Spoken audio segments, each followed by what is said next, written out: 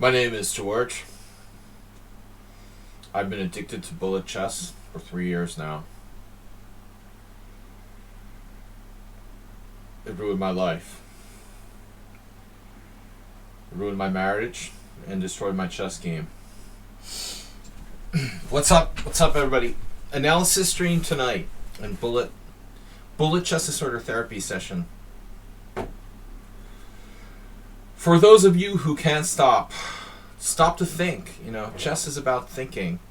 I know it's a lot to ask. Mr. Sledgy. Mr. Bijak. Eric Asterbate Morales, resident spectator, Mule Skinner. I've got Eric Morales. Uh-oh. Asterbate, your game's not in the stream. It's not in the study. What did I do? Poor Asterbate. Can you do my game?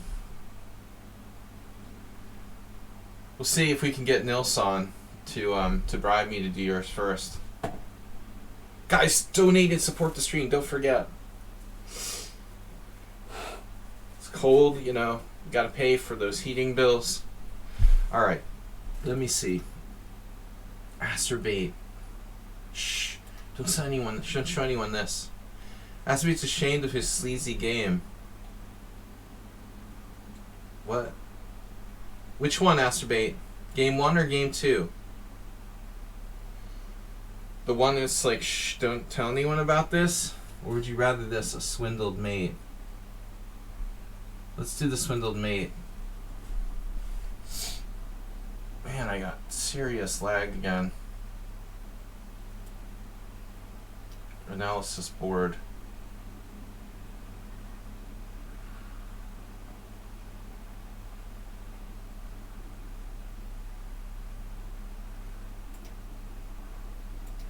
Game Z, Generation Z.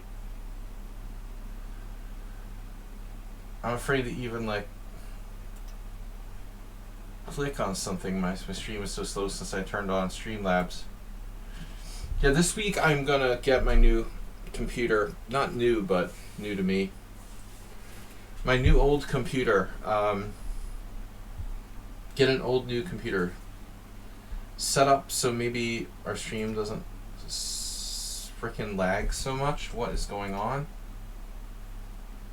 Whoa. Alright, what do I got for ping? I was good before the stream started. 57 ping, so it's not ping.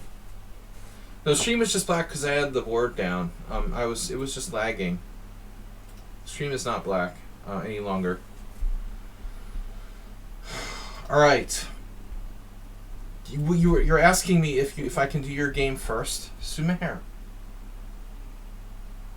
Is that what you're asking me? Please, Mr. Saji, do my game first. Because I'm going to get drunk and fall under the table. Alright. Because I'm going to abandon the stream. Students start drinking on Thursday nights. I forgot. We had a long tradition of that in my university. Thursday night was party night, man. I'm celebrating a very old birthday on Monday, but Thursday night is a university party night. Okay. This is CM Paf Morris, some German candidate master from what I saw. What is a Paf Morris? Anyway, Philip Morris.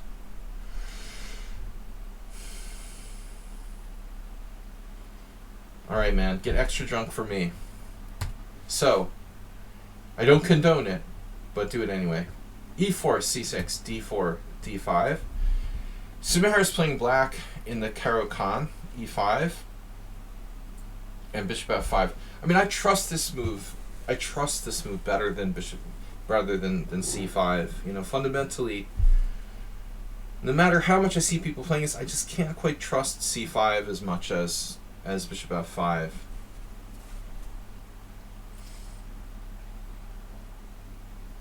My teammates was really theoretically very well prepared, but unfortunately crazy. Had a Caro-Kann advance with white in our team match last 2 weeks ago, and against a solid player, and I thought, okay, that's fine. He knows what he's doing, but he lost anyway with white in like one of his favorite openings. It's not enough to be well prepared. You have to not be crazy. All right. So h4. Yeah, I think h4, is the sharpest move. But I think I like the modern. I like the modern interpretation with knight d2 as well. I know c65 is like playing an advanced French move down, but it's not. Close. It is, but it's not, because you can play the bishop out. If you play e6, it is an advanced French move down. That's true. Yeah, I don't know. I can't get my head around it really. I don't know if c5 is good enough or not. I've seen pretty good players playing it. Arkle, but he's not that great. What players play the c5 Caro-Kann? There must be some good players playing it, but the results are eh. Bishop f5 is safer. h4, okay, so h5 is main line. I also think that h6 is possible. Have you ever played this? I think I played this once. That's a move as well. Okay, h5. And then white plays bishop d3. Yeah, I mean, personally, I don't think I like bishop d3 that much.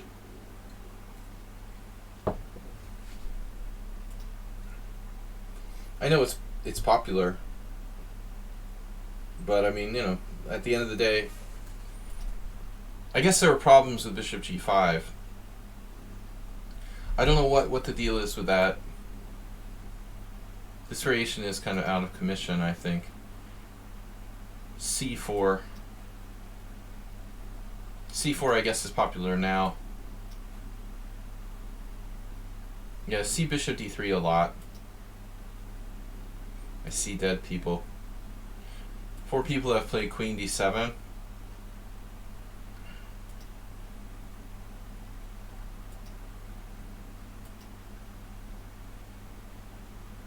This is an interesting position.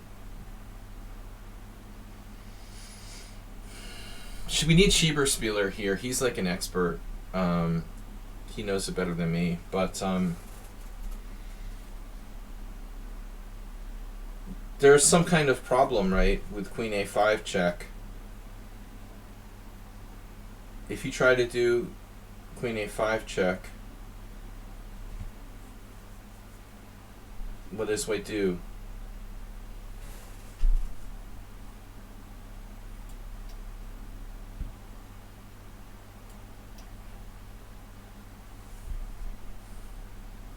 This is not an issue. I like the mate in one threat. There's also like queen g3. But oddly that's considered not a problem. I would think like white is still a little better here. Only 39 games. Oh, queen a6, interesting. Wow. And this is the variation they play. See, I'd never seen this. Nakamura versus Perugia 2020. So white manages to get in e6 to kind of mess up black's structure. I didn't even know that's like a variation. But needless to say, I don't think queen a5 is good. Is it? I don't know. Again, we have to ask Schieberspieler. I can't remember if he plays queen a5 or e6 here. e6 seems like safer.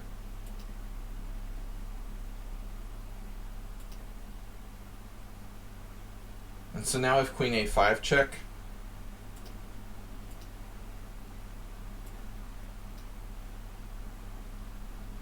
another Hikaru game.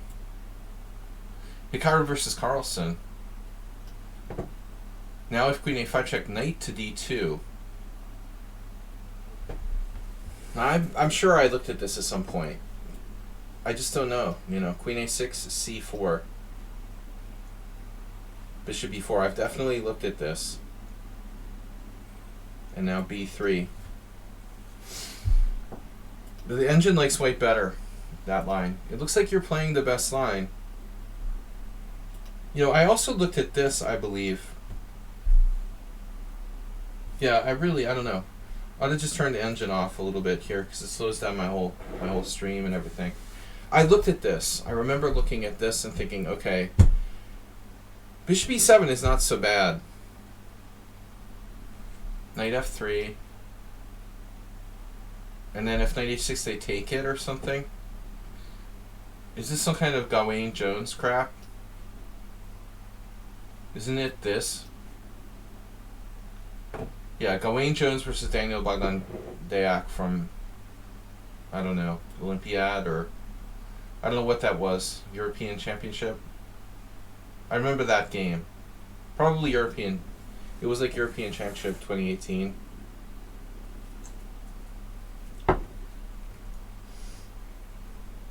Yeah, so anyways,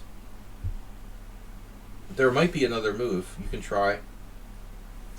Looks like C5's been played 3 times. Not a bad player there. Donchenko and Lasnica.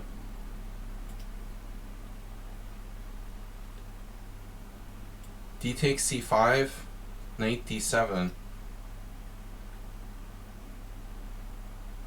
Someone actually played B4. Wow. Nepomniachtchi with white. Damn. He didn't play A5. This is crazy.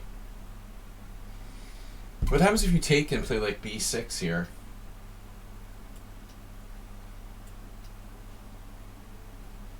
Jesus. This pawn is like devastating. You can't do that, can you? I gotta turn on the engine again. Holy shit.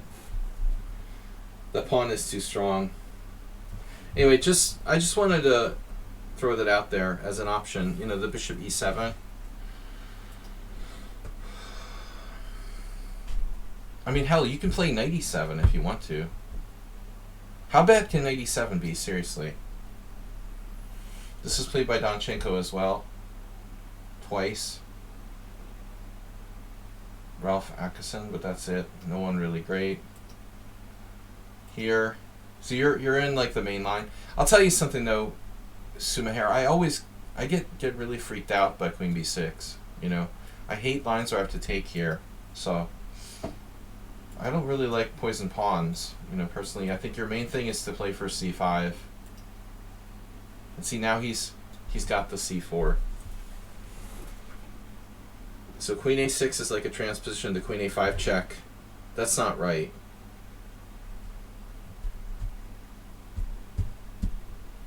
Queen a6 can't be right. It would be the same as playing queen a5 check. So the only plan we have here is c5. But the problem is white is also gonna, if we play c5, we loosen our d5. So when we play c5, he plays c4, and the center is like really volatile. So you've got knight h6 or knight e7, and you play knight d7. Yeah, I think your move is kind of weird. I think you played it fine until now, but like knight here, like, where's it gonna go? Because, you know, it just doesn't have anywhere to go from d7. Not that it would anyway. Even if your queen wasn't on b6, I still wouldn't put it on b6. Knight e7 I like better. But then again, like, why is our queen on b6? My point would be this: if we're not playing c5, then why did we put our queen on b6? You gotta go with this. I mean, you could delay it maybe with knight e7. But, I mean, this is the big question, right? Here and here. I still don't like taking on b2. Uber driver, welcome. Black score here is really bad, but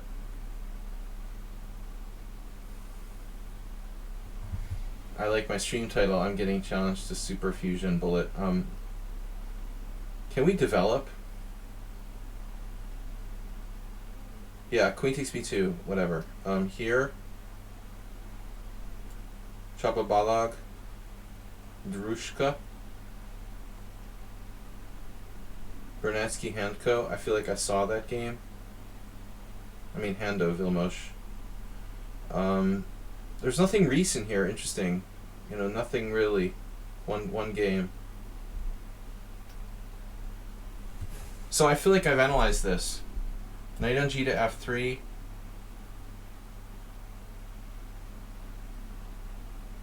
Wow, you could play knight e7.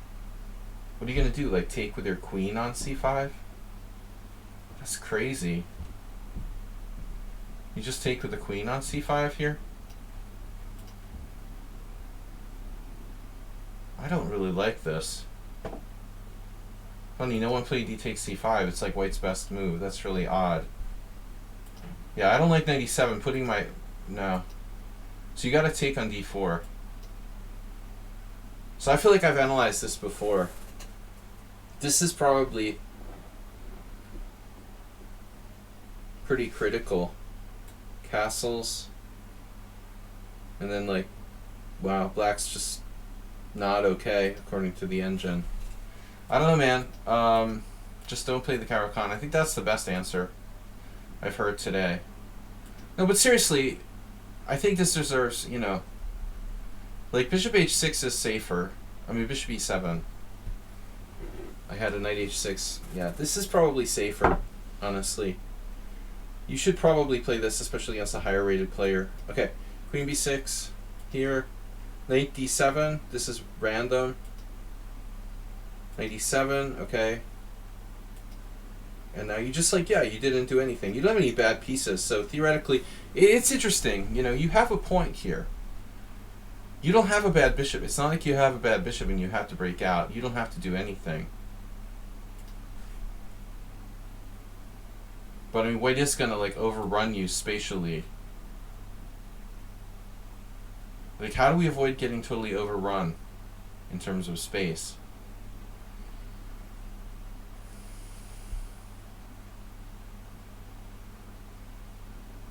He just has more space. And rook c8, okay, rook c8 is kind of weird. So immediately, like, you don't know what to do. You gotta consider f6, man.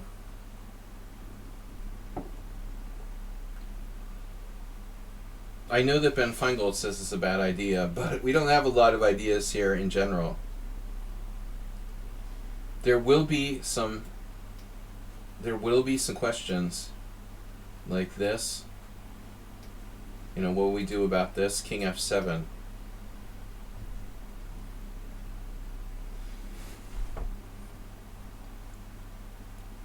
I mean, I don't think it's that easy for him. You know, what's he going to do to you? He can't get access to these squares. It takes a while to do something like this. Seriously, how crazy is it to play f6? And give your king a cubby hole here on f7. Crazy, crazy, apparently. Wow. Oh, dude, it's going to bust you with rook takes e6. Holy shit. It's the other rook. Oh, no. Oh, no, this rook. And then rook takes e6. That's the problem.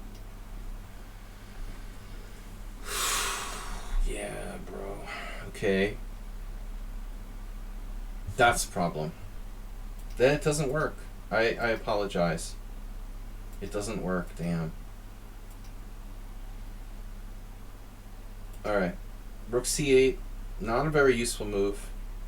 And now he plays a3, which I really don't understand. I guess he's just going to play b4. Okay.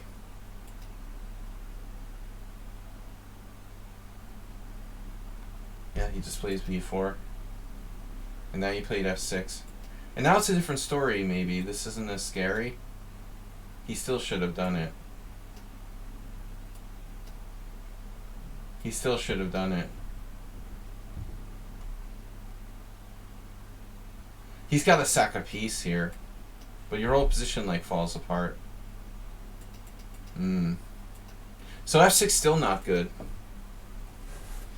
Still not good. But you could have just taken on g5. You're obviously worse, but the problem is I guess he can't do this because of knight takes h4. So he has to take with the pawn, and then you could maybe play g6. You can't allow g6. Or you could play knight f8 actually, but then knight f8 has problems. I think you have to go here.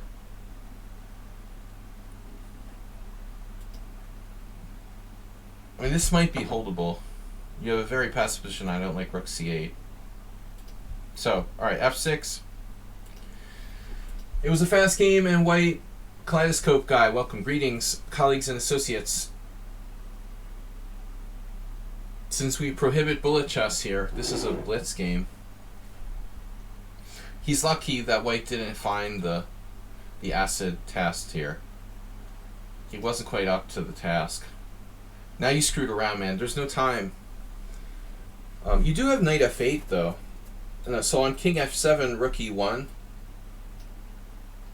I still think this guy's going to sack a rook if you play knight f8 here. It's still...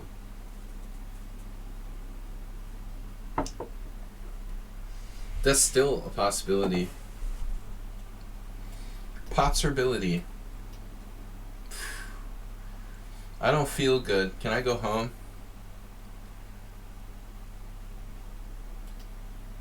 Yeah, you're busted.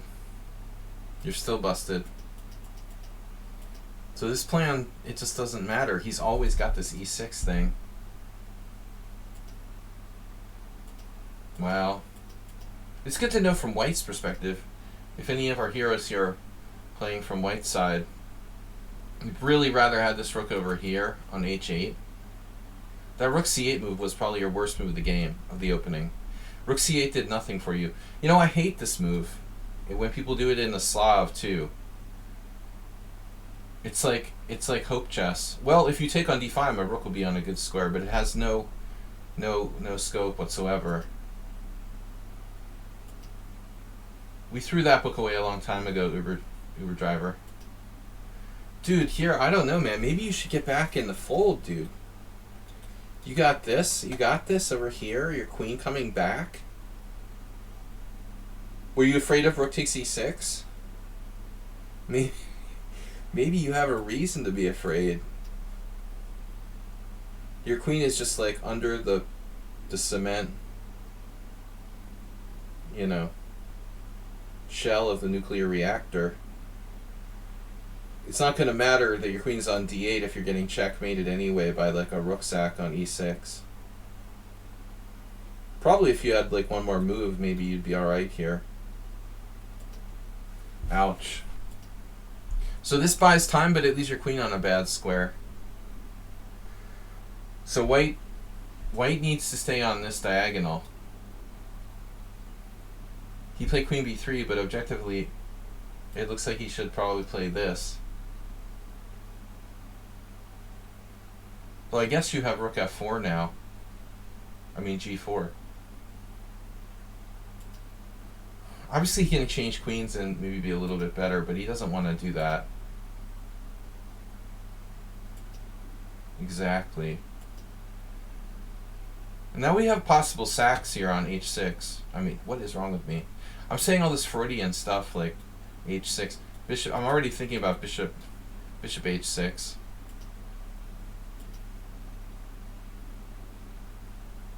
Now the cave-in. I hope that queen has life insurance, because things are about to cave in on the queen side. Yep. Oh my god, you just didn't care because you got this air hole. That's a bad bishop. Oh shit, you sacked a piece here. Wow.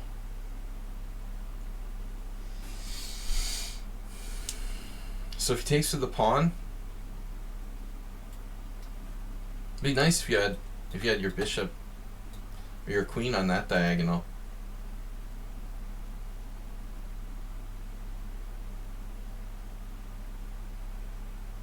I mean, I'm not sure what the hell's going on here.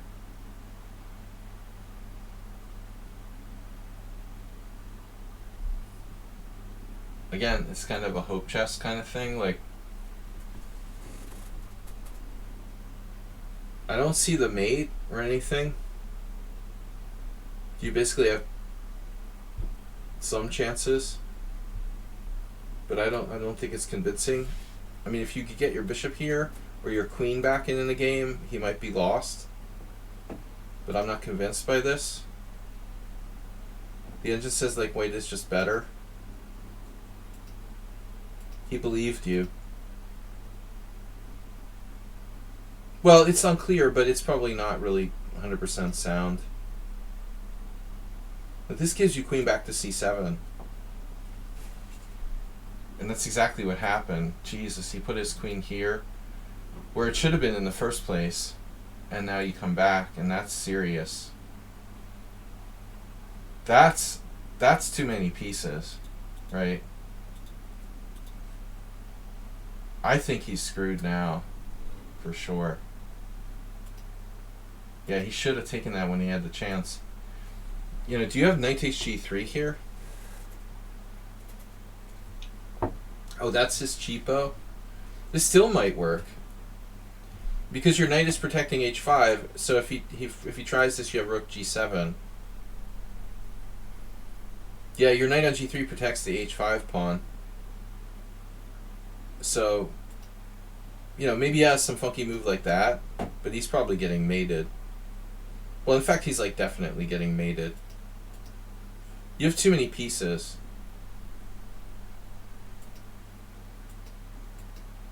That was the game. Oh, you didn't do knight takes g3. Well, here he has the queen takes h5 check, but your attack's too strong. I mean, you could just simply play king g8. I would... Oh, okay, he has this. Yeah, that's a problem. Never mind. That's a big problem. That's a draw. You can't allow that. So much for that. He can just simply play that. You have to go here. It's nice how you whipped up an attack out of nowhere, making the Caro-Kann look like a fighting opening. Oh, what a beautiful move. So you got a piece and a queen for the two rooks. That was fun. It goes to show that the Caro-Kann's not so toothless.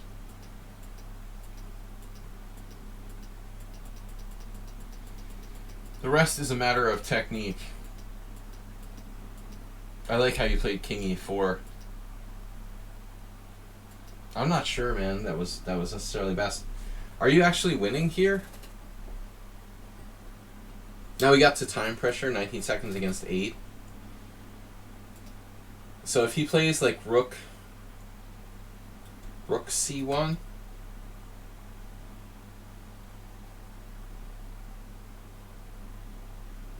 are you actually winning in this position? I guess the safest for him is there's a queen d1 check.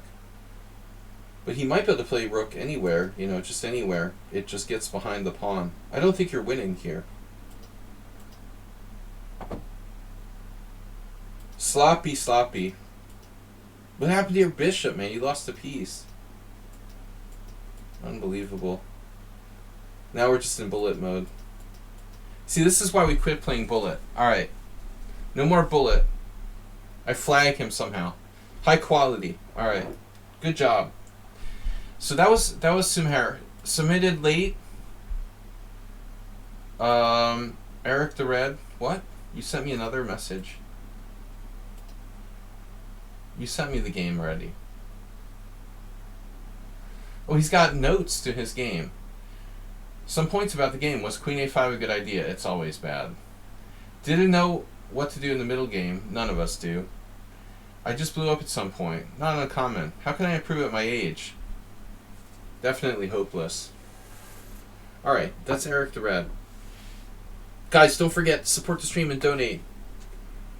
We're doing like anti-bullet chess therapy here. Analysis of actual long games that requires actual thinking. So we can't just play on intuition.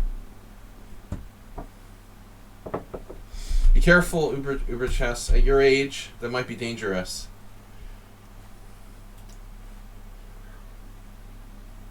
How's it feel on the other side of 50, man?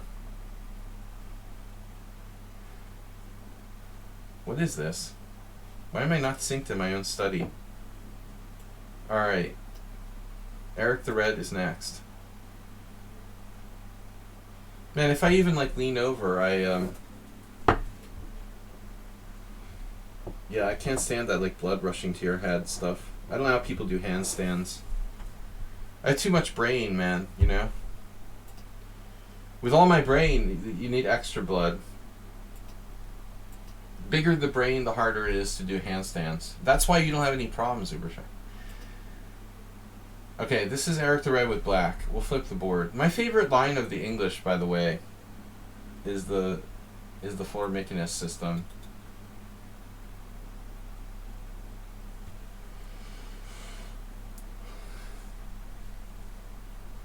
Yeah, we don't talk about that. This line.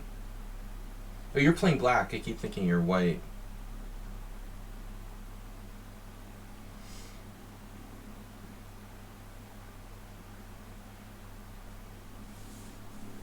Yeah, I mean, well, Karpov comes to mind. We canceled Karpov, I forgot.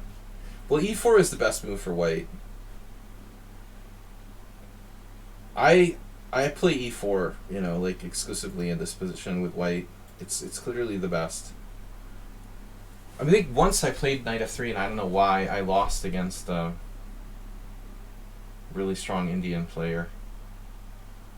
And what came over me? I mean, I have played this on a couple of occasions. Maybe like a different move order or something.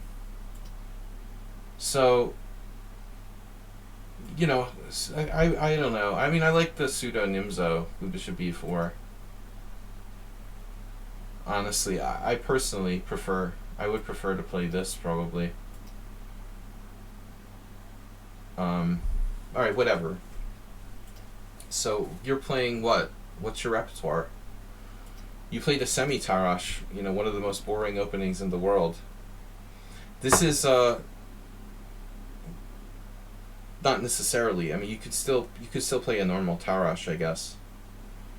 Depending on what he does, but we don't know what white's going to do. Schieberspieler also an expert in this. If you get a semi-Tarash. Now, having said that, you know, I think this is the problem. If you get this is like tedious for black. Solid, but you know, I wouldn't expect to like win games. White's best move is c takes d here. e3 is more passive. So now we're in semi-Tarash territory. And the jury's out on this. I'm no expert, but a6 is, you know, my personal opinion here, again, not being an expert at all, I would recommend to play a6 if you're going to play this. You take away b5 from white. But it totally depends on your repertoire. I mean, you might transpose to a Queen's Gambit accepted. This is complex, like, transpositional questions about your opening repertoire. Are you playing the Queen's Gambit accepted? You know, it's totally dependent on what openings you play in other move orders. Okay, yeah, one of the most classic semi-Tarash positions now. a3, and the main move is a6. I remember, like, one time Sherish Laios played knight e4 against me, I think, and I was like, what is that? I didn't even know that's a move. Like, just trying to trade pieces. I've rarely played the semi-Tarash with white, this particular variation. If you want to understand these positions, you should get Donaldson's, like, 2-book series on Akiba Rubinstein and probably, like, play through all the games. Kaleidoscope says problem with the Tarash is Rubinstein variation. Well, I mean, you gotta make a differentiation, though, Kaleidoscope guy. There's the Tarash and the semi-Tarash. You know, and they can be reached, especially the semi-Tarash can be reached by a lot of different move orders. We can't lump it in together. But I mean, whatever. The Tarash is fully playable for black. It's a little more pleasant for white, but, you know, the experts, if you're a really big expert, I think it's actually pretty solid for black. You know, it's a misnomer that people call that the Rubinstein variation. It turns out that actually Schlechter invented the idea of fianchettoing against the Tarash. Everyone credits Rubinstein with it, but interestingly enough, it was actually Schlechter. Rubinstein obviously played it, you know, a lot, but you know the interesting about Rubinstein is that before he started playing the G3, he played E3, he played Bishop F4, he played Bishop G5. So he played like literally every way against the Tarash possible before he eventually played G3. Alright, C takes D4. So you're transposing to like a you're transposing to a Panov.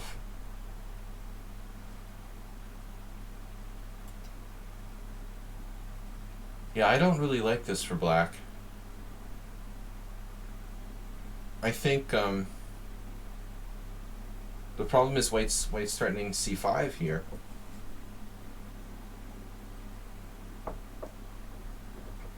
The famous game with Rook F2 and Bishop F1, of course.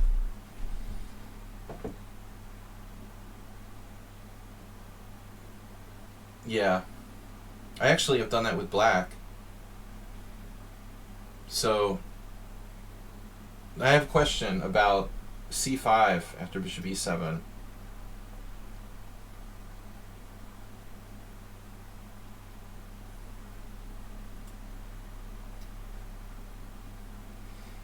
I was under the impression that this is like inaccurate for black.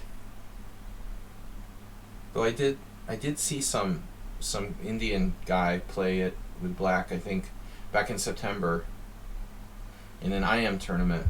I was a little surprised. He probably did this.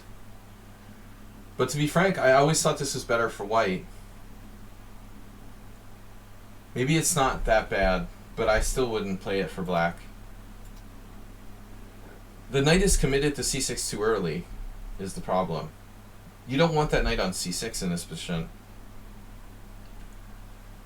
If you play this by a proper Caro-Kann move order, the knight wouldn't be committed to c6 so early, and you can allow c5 and better undermine the pawn structure. Because you're not walking into like bishop e5 pins and stuff. If your knight is on b8, you have more flexibility in how to deal with that c5 push. So technically, you know, I think you ought to consider playing d takes c. On the previous move. Or something else.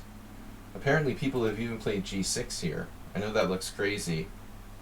There's some good players in that list there. Yuri Vovk, Savchenko, Lastin. I mean, I guess again, you know, c5 is coming.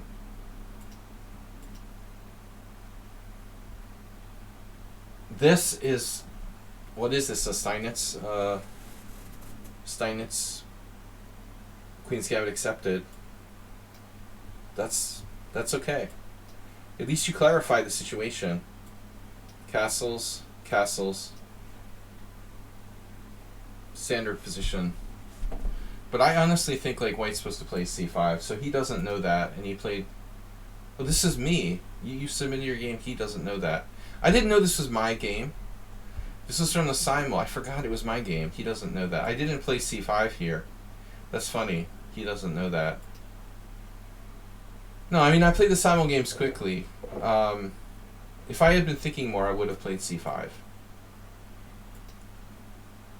I don't know why. I play different stuff. As you can see, Bishop d3 is commonly played, but the statistics are better with c5. Yeah, I didn't know it was my own game.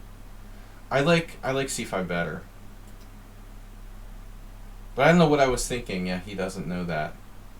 I don't know what I was thinking. It was just a Simul. I played the openings quickly. And now you're right. You know, you're right to take on c4. So I lost half tempo. Castles, castles. Yeah, and then I never seen anybody do what you did here. I have never seen anyone play queen a5. This is new to me. But over the board, what bothered me a little bit was, you know, I don't really see a way of punishing the queen on h5.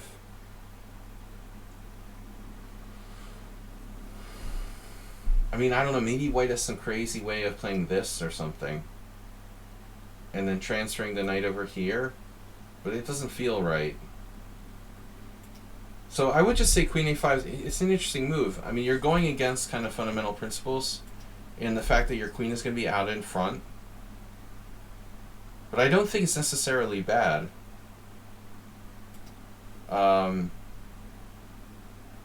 It stops knight e5 tactically.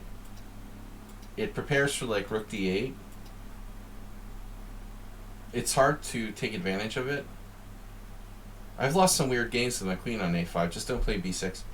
Once I have my queen on a5 in one of these types of positions, am I serious now? In a very similar position, I once had my queen on a5.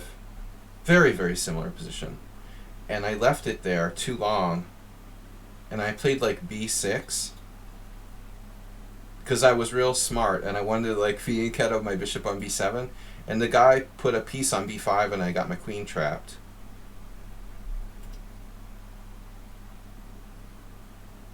But just don't play b6 no matter what you do in this with your queen on a5. It's really tempting to play b6. So here I played queen e2, which is the #1 move, most common in these few games that there are. I don't know what else to suggest. I mean, I don't like this file here. I mean, clearly white can't play b4, right? I mean, you just take it. Now rook d8, logical. Against my former teammate, Myzik, Farkas Tibor. They're all Hungarian games.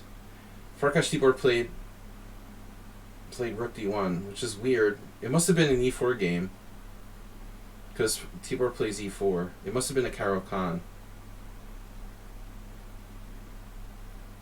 It's a Caro-Kann. You know, it's a Caro-Kann most often, probably. Not just a semi-Tarash. Yeah, rook d1. But I'm not convinced, you know, rook d1 is necessarily best. I really wanted this to work. I was thinking, oh, is there some way I can play d5? Because your bishop here. I don't see anything. I mean, I have this.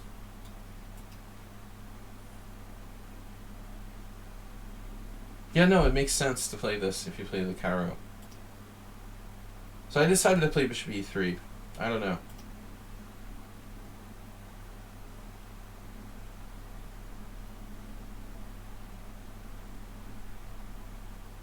The engine likes Tibor's move better.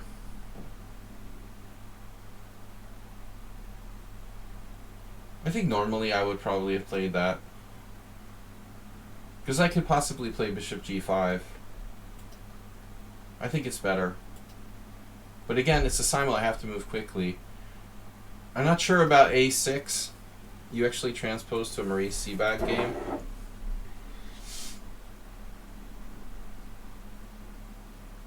a6 weakens your position slightly. And it's not, like, absolutely necessary that you play that. But the biggest question is your queen. You know, what are you doing with your queen here? Maybe you should just go here, like, straight up. The other option is to play bishop d7.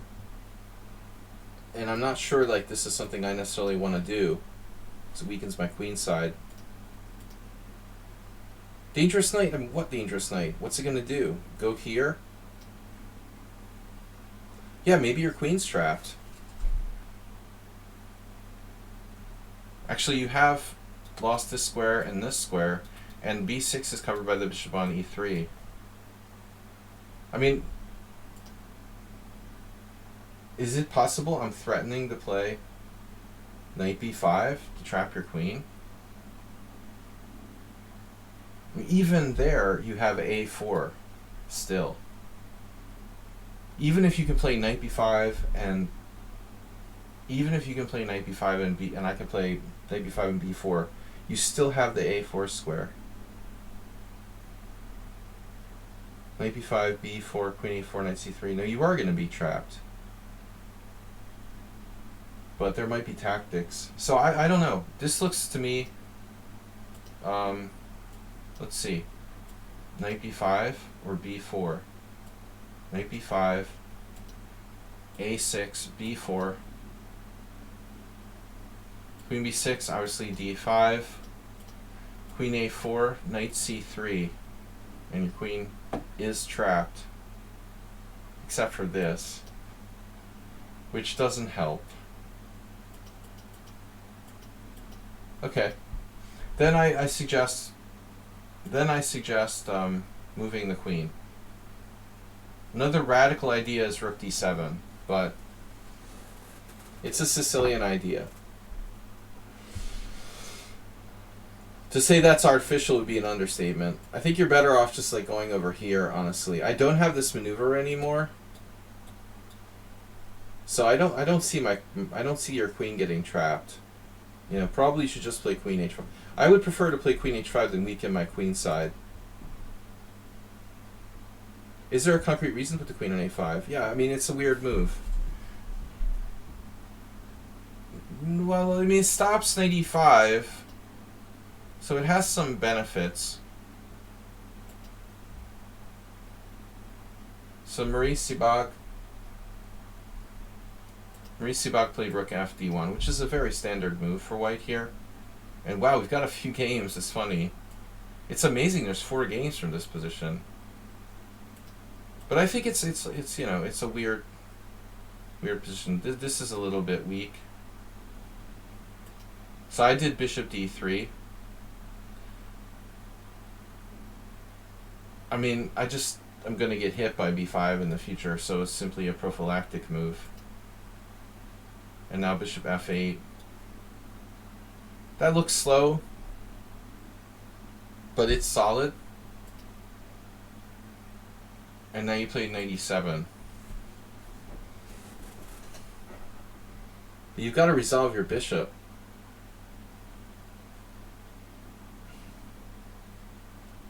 So this was funny. I played this, he plays this. And I mean, I looked at this position from white's side. I don't see any way to trap your queen. I looked at this, I said, okay, it's something special. Black has like knight to d5. And then, you know, following up with here. I mean, I have this, maybe. So I can try knight a4. But I mean, in the I'm flirting with trapping your queen, I'm stopping knight g4. You're not developing your queen side. Why didn't you play bishop d7? Excuse me, bishop d7. I almost knocked over like a huge glass of water. Bishop d7. Ah. I don't understand why you delayed this for so long. Blocks your rook. I mean, yeah, but temporarily. You've got to do something with it. It got to go here, or it got to go here. Of course, it blocks the rook temporarily. But you've got to develop your other rook. Your other rook is the problem. Your rook and your bishop are problems. And obviously b5, you know. If you don't want to block your rook, then play b5 or b6. The problem is b6 is like protected by nothing. But even that's probably okay. Yeah, so this is a weird move. What's the engine say? b5 or bishop d7. And you're equal, fully equal. This position is your problem, man. You know, your bishop and your rook. When I played this move, I have to be honest, I really was very skeptical. Because any kind of isolated queen pawn position, the number one like catchphrase is like, don't trade pieces when you have an isolated pawn. So what I'm doing here with knight e5, essentially like forcing you to trade queens, it seemed like a mistake. I thought, okay, I'm probably making a mistake here. I'm letting off the hook with this like weirdly placed queen. I'm trading pieces when I have an IQP. But at the end I said, okay, anyway, the rest of my pieces are all well placed, and I might be able to play like bishop here, and get the bishop on this diagonal, which ended up happening. So the question now is white better or not? I'm only on the second game, Kaleidoscope, so the statistical chances of me having done your game are very low. I always spend more time on the early games, so that's why you should get your games in early. With this bishop threatening to come to f3, I feel like b5 was a mistake. You're a tiny bit worse. I mean, getting my bishop, I don't know how seriously you thought about this.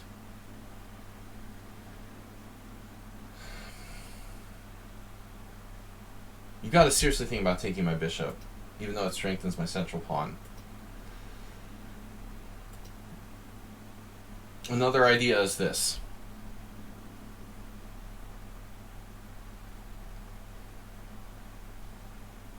And still black is pretty solid.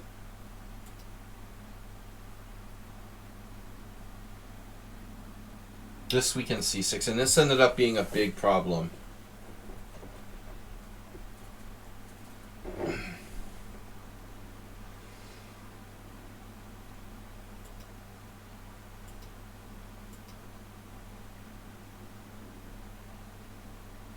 I'm not sure that white's threatening anything. So why can't you play bishop b7? Okay, that was game. Bishop b7, knight c6, and here. I think that black is holding this. You gotta take. You gotta take or play rook a c8. No, you can't. You gotta play the d rook. The problem was knight a5 ended up being an issue. So why don't you just take this? My dark square bishop is kind of bad. And I think it's a draw, objectively. This has got to be a draw. Uber Chess used to be an Uber driver? Yeah, he used to. Uber Chess. Then he stopped like donating to the stream. 15 viewers, come on. Where is everybody? Guys, we got no gift subs this week. 3 gift subs from Asterbait. Asterbait donated and Mr. Coffee. If it wasn't for Asterbait and Mr. Coffee, I would just like give up streaming. I would have to quit. Seriously. You guys, we gotta have more than just Mr. Coffee and Asterbait supporting the stream. Free brider system. I'm gonna guilt you into it. Bishop b7, knight c6, take it. Take, and then you're gonna be holding the draw here. I think maybe a5. This has got to be a draw. I mean, I'm a tiny bit better because of what, the open file, but it's not enough. It's not enough. This is a big mistake. Yeah, I'm trying to fight against the bullet. People are like turning chess into tiddlywinks. So he's like inconsistent. He was inconsistent here and took on e3, and this was a funny position. I mean, maybe this is still not reason to panic. Still, you shouldn't panic here. Probably even rook b6 isn't that bad. That is awkward, though.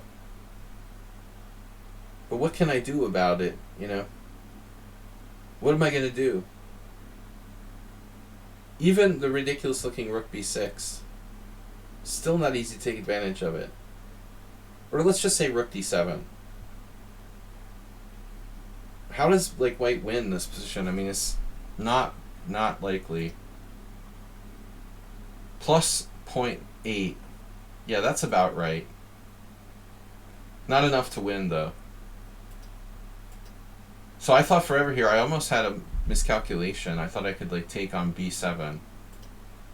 There's nothing there. Yeah, I looked at this. Knight b7, knight d1, knight d6. I wish I could remember what I analyzed here. Something like this, you know, and it's probably a draw. I don't think I even got this far, but I was like, nah, that's probably a draw. So I decided, okay, I just got to take back. And then he plays this, and so we have an interesting ending now, where I still don't think like black is lost here, but it is kind of tedious. The open file is a problem. Now rook a7 giving up the back rank. That's got to be a blunder. So I think the first order of business is probably rook d7. You got the back rank covered, cover the 7th. I would probably... You're going to get your bishop back in the game somehow. Instead of rook a7, rook d7. White is slightly better, but I'm not winning.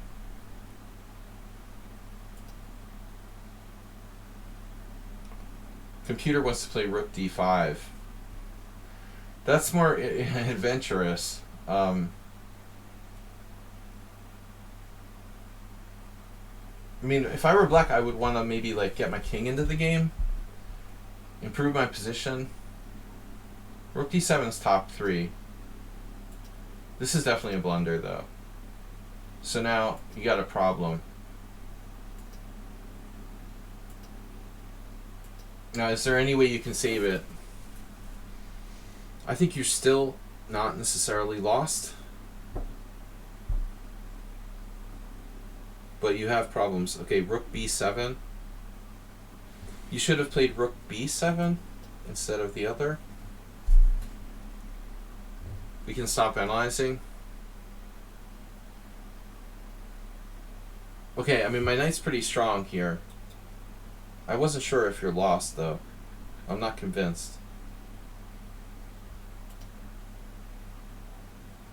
The computer has it at +2, but that's kind of borderline. I have rook a8, maybe picking off the a6 pawn. Okay, it's difficult for black now. Yeah. But this walks into this, and now here, and now here. And is there any move now? I mean, I expected you to play like rook b6.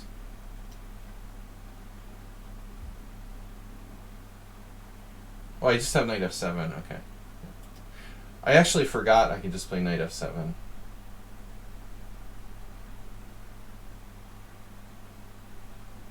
Well, I don't think you have a move to save the game. I could just play this like no matter what, right?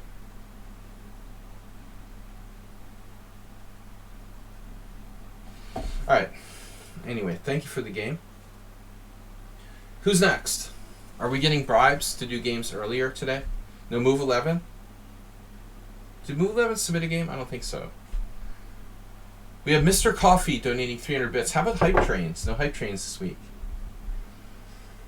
I'm going to get a tin cup and start, you know,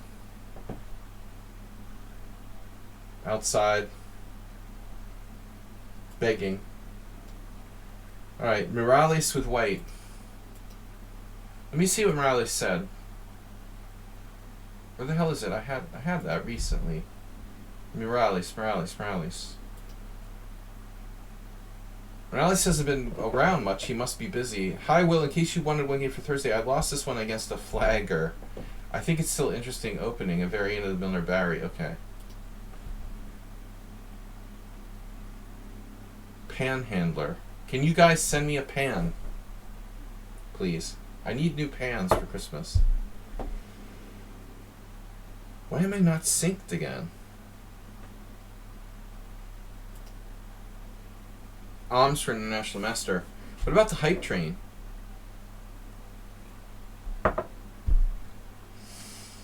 Morales.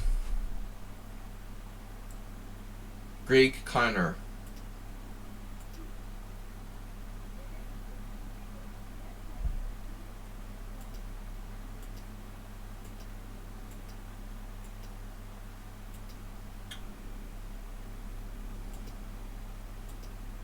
Yeah, well, this isn't like a Milner-Barry Gambit. This is a Milner-Barry Gambit.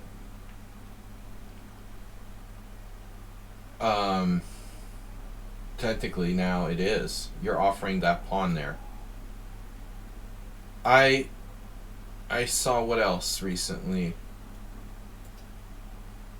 Yeah, this is trending. We already talked about this. Morales is all over the like trendy variations. Rookie 1. Now if we click on this, we're gonna see like a million games. The normal Milner-Barry Gambit is like takes, blah blah blah, takes, knight c3, blah blah blah blah blah. So Morales getting on the hype train. Speaking of hype trains,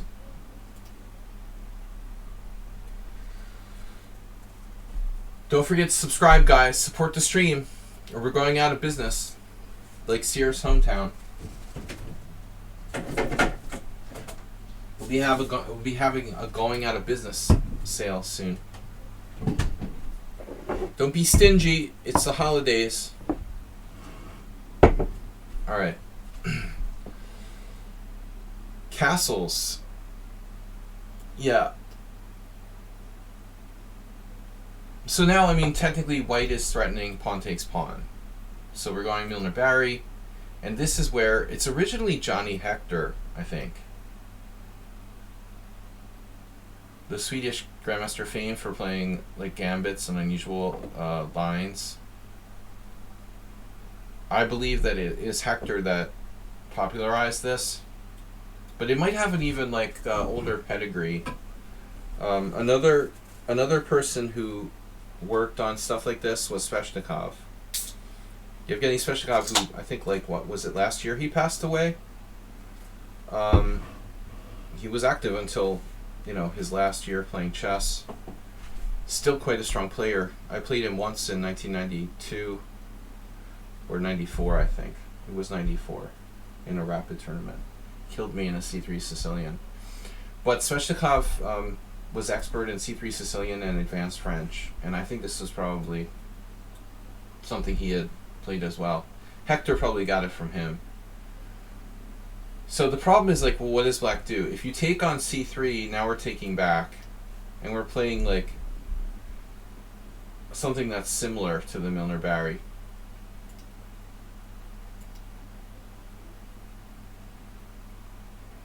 And the question is like, what useful moves does black have here? My issue is black's king. It never seems to find a safe place. A lot of times white's down a pawn, but the black king can never castle safely to either side. So you see the database, Morales, super topical. He's all over these recent games. But see how the Johnny Hector goes back to 2008. Johnny Hector 2007. Even Gawain Jones is getting in on the act now. I mean, I played this before on the stream, like last year or something. Yeah, this move is it's a move, right? We're controlling the g5 square, but it's not a panacea.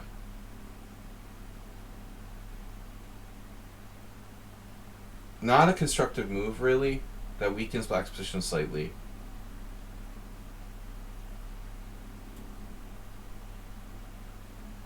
Mark Lyle, much weaker player playing in 2400, lost. So like, only Och was a good player in this whole group, and he drew with Robert Torma. I like h6 for white. You know, this move is not scary at all. So I think we're in good shape here. But what do we do? The million-dollar question is, well, what does white do?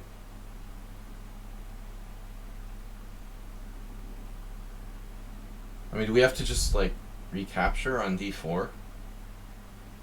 Knight on bd2. This is definitely a move. Do port. It's like Rockport, but do port. You know, there is a possibility black, like, sacks a pawn to open the h-file in that kind of scenario. Though, you know, I doubt that would be objectively sound. h4 is part and parcel for the variation, so I think that's definitely an idea. a3 looks too weakening. I don't like it. Olivia Kobasa played that. I was thinking like a3, but if you could only play like c4, you might have a good game, but it's just too weakening. I don't know about a3. Maybe I should be more open-minded. What does the computer say about a3?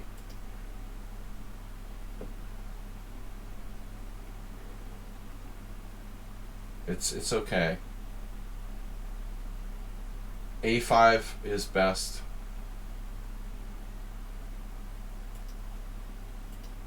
a3 is definitely an option. h4 is an option.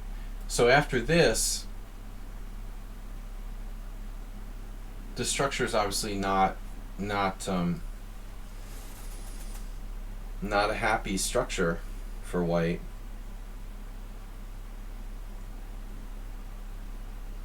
But in exchange for the bad structure, white would get the b file.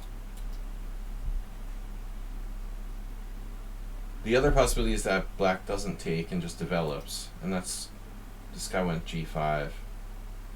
Yeah, I mean, g5 is really ugly. There's no way like a very strong player is going to play g5 here.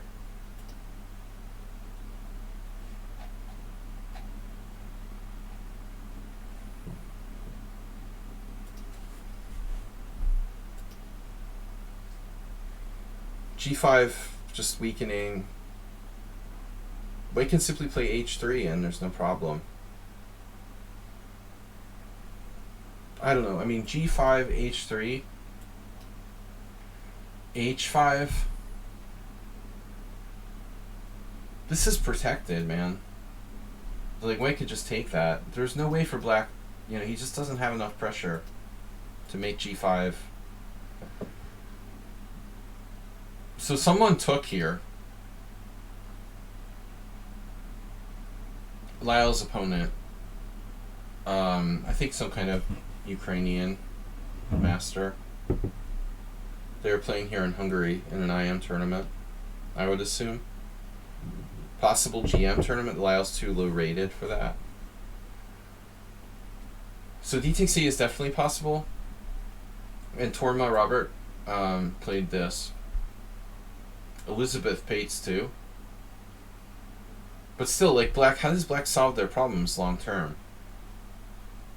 Black does not have a safe place to put the king. I like white. g5 is really bad.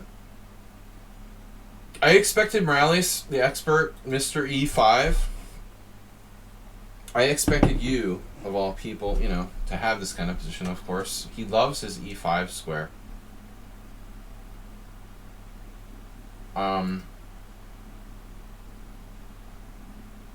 It's interesting. I mean, it's very easy to just play h3 and be like, okay, whatever. We stop that. But Morales just plays knight b3.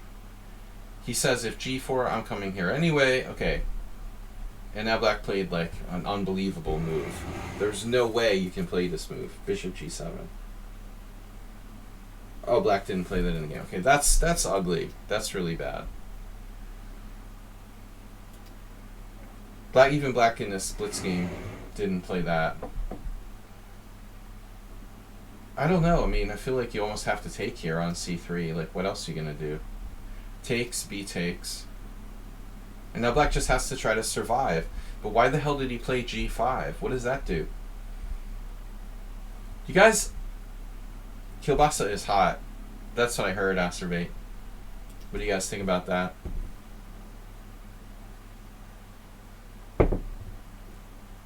We got to get some Polish players in here to verify. World Loser's not here tonight. He doesn't really do the analysis streams with bullet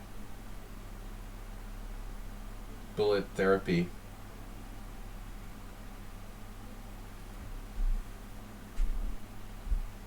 You know, if the idea is like take a pawn and like win, then what is G5, you know?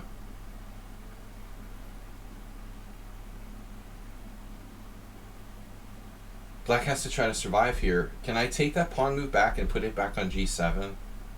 If the goal is to survive, I think that Black should unplay G5 back to G7. But I still like White. But this is like death by diagonal.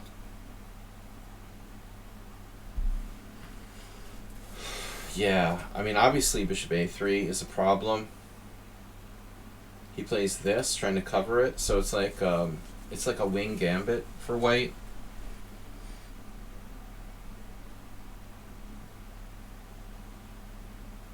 Man, I mean, if Black castles, knight takes G5, almost like knocks him out immediately because of the threat of Queen H5. There's also H4 at some point.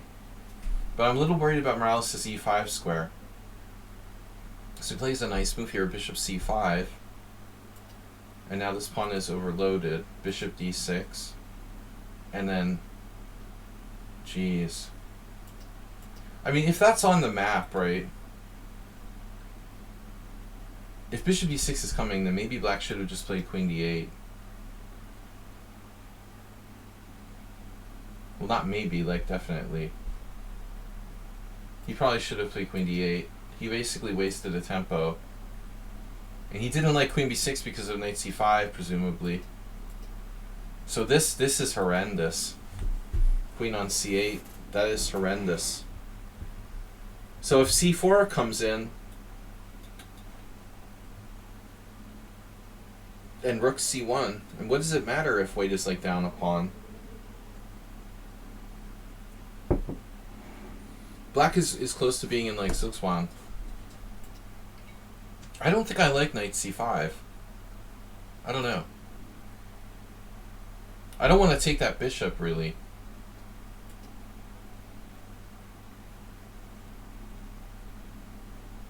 He has some tricky idea with Bishop A6.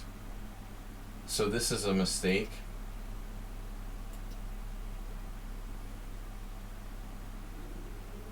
Okay, so now I've got to ask the obvious question.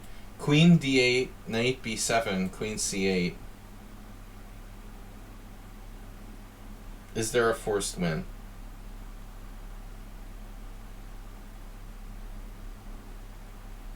To say this is a horrible position for Black would be like a major... It would be a major... major joke, but... It's no, like, obvious forced win.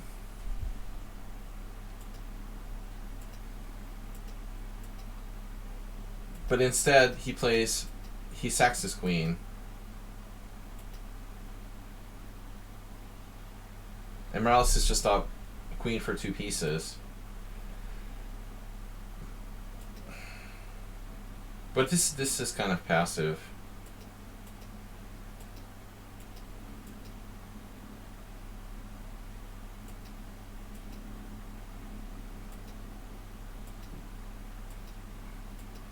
Damn, it's over. Wow.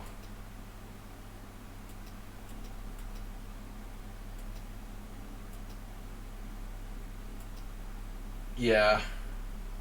He's staying on this. The E5 ends up being a problem.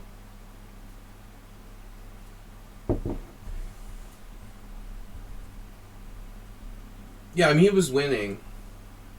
Is winning. But maybe this check is like reckless, you know, if you think about it.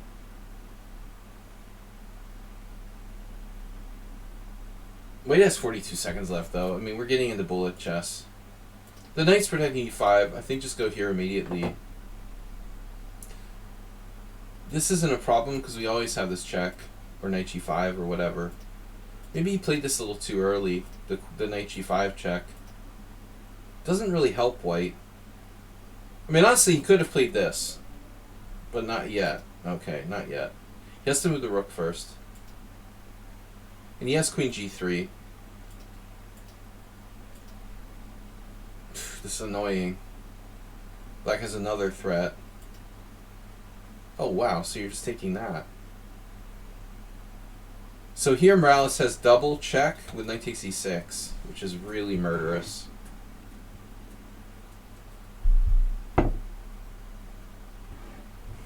This would have been the cleanest way to win. Double check. This is like only move. Then you take his rook.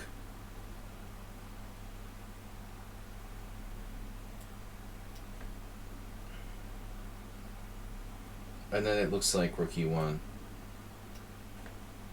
You got to be winning very quickly in a few moves, but he was down to like 15 seconds. So he took this, and then there's no time to take the rook now.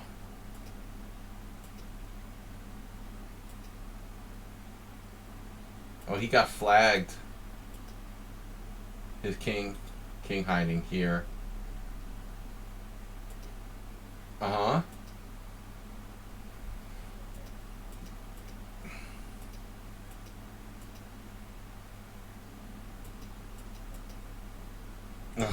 Alright, we can't watch anymore. Morales lost on time. Okay, next game, Bisonov versus Resident Inspector. Guys, please support the stream. We're not seeing any gift subs, donations. Get the hype train. We haven't had a hype train in weeks. You gotta love the double check. Alright, this is Resident Inspector playing white.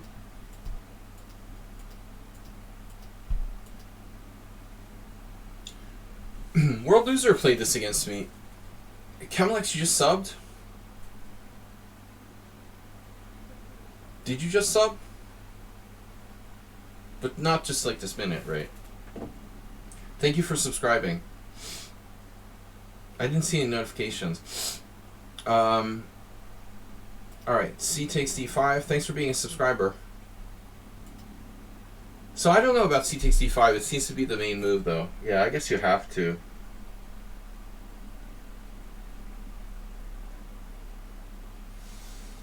I don't know why it doesn't pop up. Yeah, that's weird. It should notify me when someone subscribes. It just came through, so it was delayed. Thank you for subscribing. Yeah, it was delayed. I guess just my Twitch is really slow. Thank you for subscribing. A6 Kamalex, our first sub for today.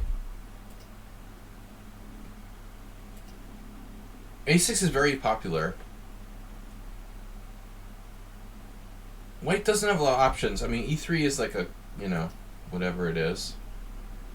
The C5 is weird.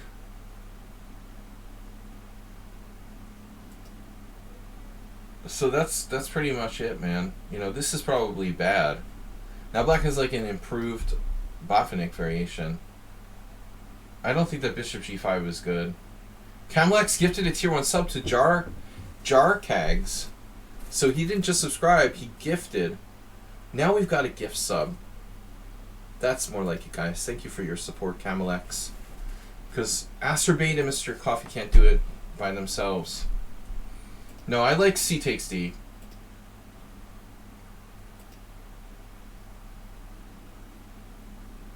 I don't know what other options white has. Like A4 looks kind of weakening. This seems best. Black has to take with the pawn now. Otherwise it's like a bad semi-tarish. I had the same game with World Loser the other day. Bishop E6. I think World Loser played something different. He did something weird like C6, I think. It seems like a bad exchange variation. That's not correct. Bishop E6 is the idea. Now E3. There's 808 games from this position now. I remember, like 5 years ago when I played in, it was, geez, like 5 or 6 years ago when I played in in Zalakarosh, the Israeli Grandmaster Timur Nabadi was playing black, and he played this, and it was the first time I had seen it. So he's not the first one. He just borrowed it from someone else. But I first saw this variation. The point is, I first saw this variation 6 years ago. A lot of people have played it. Berkes, here in Hungary, for example. Some high-level games by the best top players in the world. But for a variation that I've only seen for 6 years, it's amazing that there's like 850 games in the Opening Explorer now. That just gives you an idea of how popular this is. Very quickly in the period of like the last 6, 7, 8 years, this has accumulated massive amounts of theory. So black plays bishop d6, and I think this move is nice because you're not committing your knight. You might, there might be a scenario where you would put it on c6, I guess. It feels like this move maybe like a tad less flexible.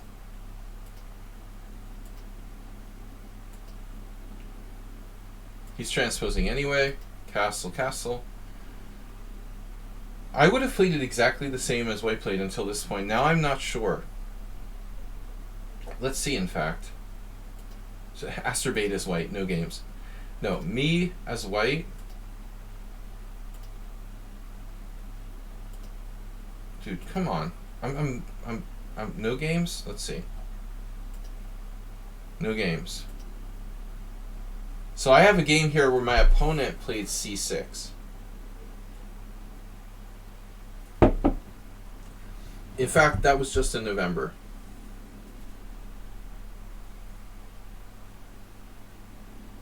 C6 is a bad move. Only in the sense that World Loser did that against me too. Like, why commit to c6 when you might be able to play c5 in one move? There's no reason to play c6. I think the idea is that black can play c5 in one move in a lot of instances, c6 in others, but why commit one or the other when you can keep your flexibility? So I played the same line. c6 is the main move, it turns out. Wow. I would think like castles. I prefer castles. And did I ever have this position? Queen c2? No. Threatening bishop takes h7, forcing h6, bishop somewhere. And I don't know if we should go to f4 or h4.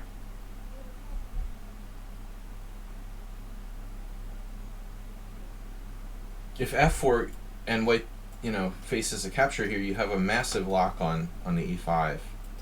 And that's not really good for black. But I don't really see the advantage in c6 either.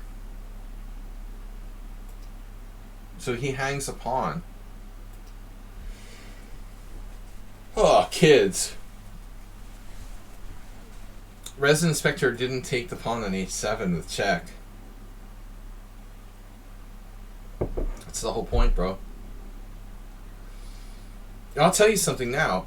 The reason why I don't like queen c2 is because there's a chance the c-file opens up. If the c-file is going to open up and black plays c5 at some point, I'm going to be like unhappy. A rook comes here, we're hitting like the queen. So maybe this is black's problem. Can we try something really insane? Rook c8.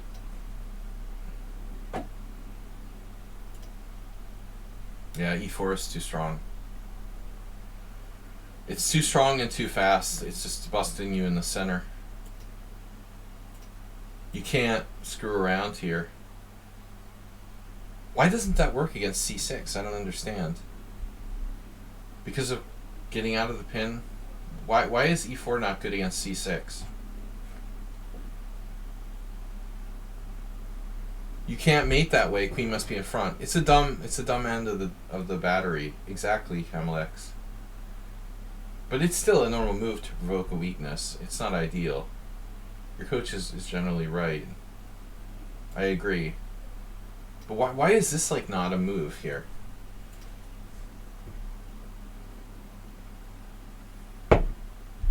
It's just not a problem. Takes, and then black just goes back to e7. Alright.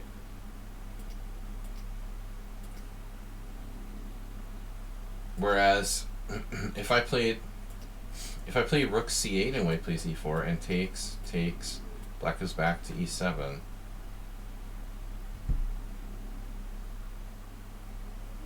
Why is this so bad? This is it, right? This isn't so bad. I could actually castle there. Oh shit. You guys see this? Bishop takes e4. Attacking b7. Oh man, okay, so that's the problem with rook c8. Anyway, I said how much I don't like rook c8. I'm just having trouble finding a useful move for black here. If you want to be really weird, you could play queen b8. You guys want to try queen b8? The slaggy novelty. Hyper modern. Queen b8. The engine kind of likes it. That would preemptively get out of the pin and then use this diagonal. And you're not revealing like if you're going to play c5 or c6. You know, that way, if queen c2, you bust them with the c5 later on. Which apparently doesn't work because of tactics. Shit. This overloaded. Yeah, there's no easy solution anyway. Alright. Blunder.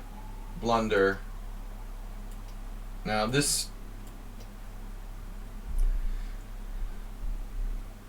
I think bishop h4 is normal, but just saying, this is an exchange caro. A very good exchange caro for white. And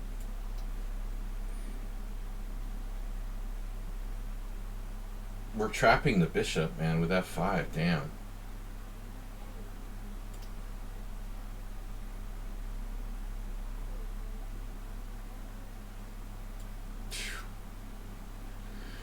I don't know. I mean, that's a good move too. Let's check the master database. No games. Now we have games. No games with this position, so it was a transposition. Does the outpost outweigh the structural damage? Dude, that's like, if you can answer questions like that, you're going to be a great chess player. That's what makes chess hard, you know, comparing these different types of factors.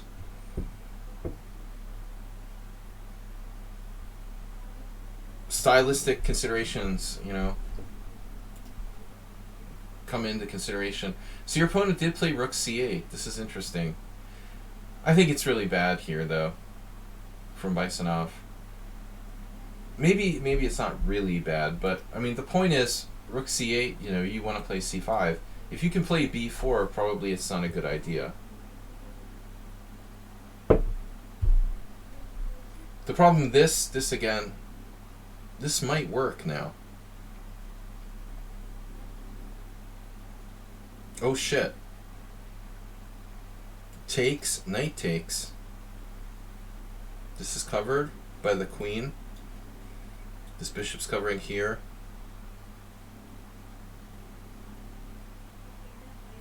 I mean, you're in Salo floor, Capablanca territory. And still white is better, but the rook looks pretty stupid on b1 at this point. Because I don't see any minority attack here.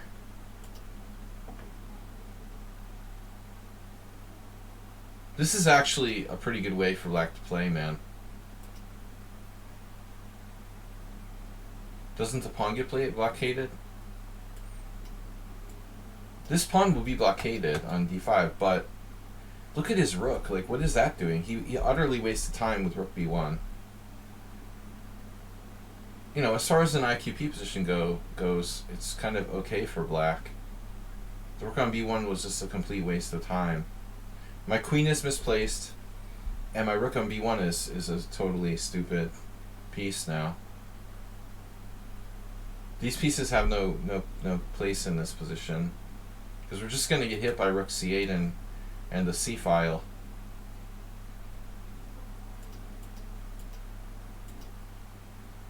That's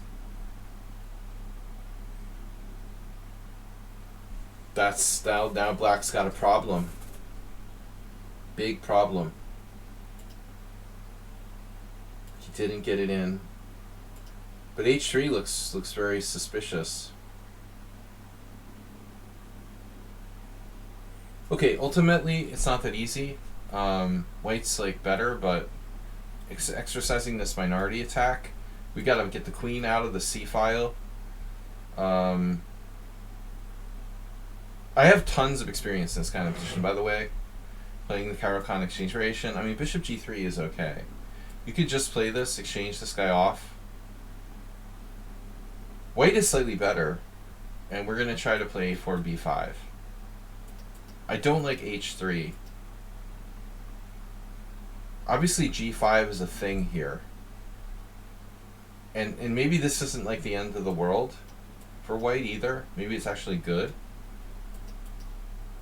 But, you know, just keep in mind that g5 might be playable. It's a terrible square. I preferred b8. Yeah, this isn't really great what happened here. White lost his R-square bishop.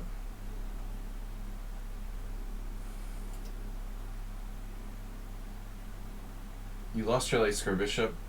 I mean, dark square bishop. Black's pretty solid. a4, queen e7, b5, takes, and now bishop b4. And then you have to play rook b3, only move.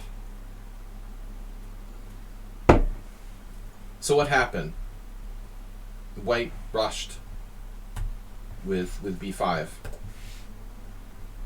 You have queen, you know, queen b2 or queen b3, depending. No, just simply play this first. But I think that black is okay here. As far as like minority attacks go, this bishop is very strong. You've got to be careful, man. I don't like the way Resident Spectator played h3 and bishop takes f6. Of course you should have got the queen out of the way first. There's a possibility of b5. And then, you know, black does like here, here, and here.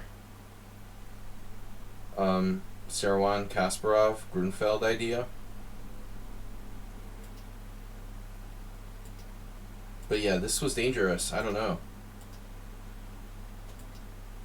You're lucky you're not, like, losing.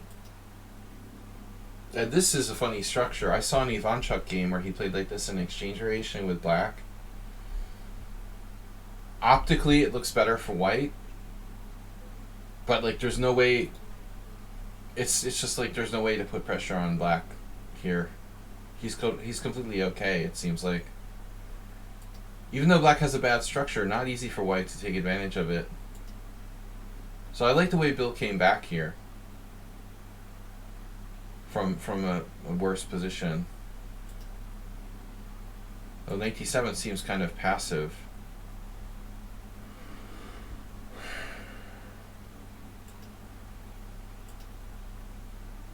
Does black have a tactic?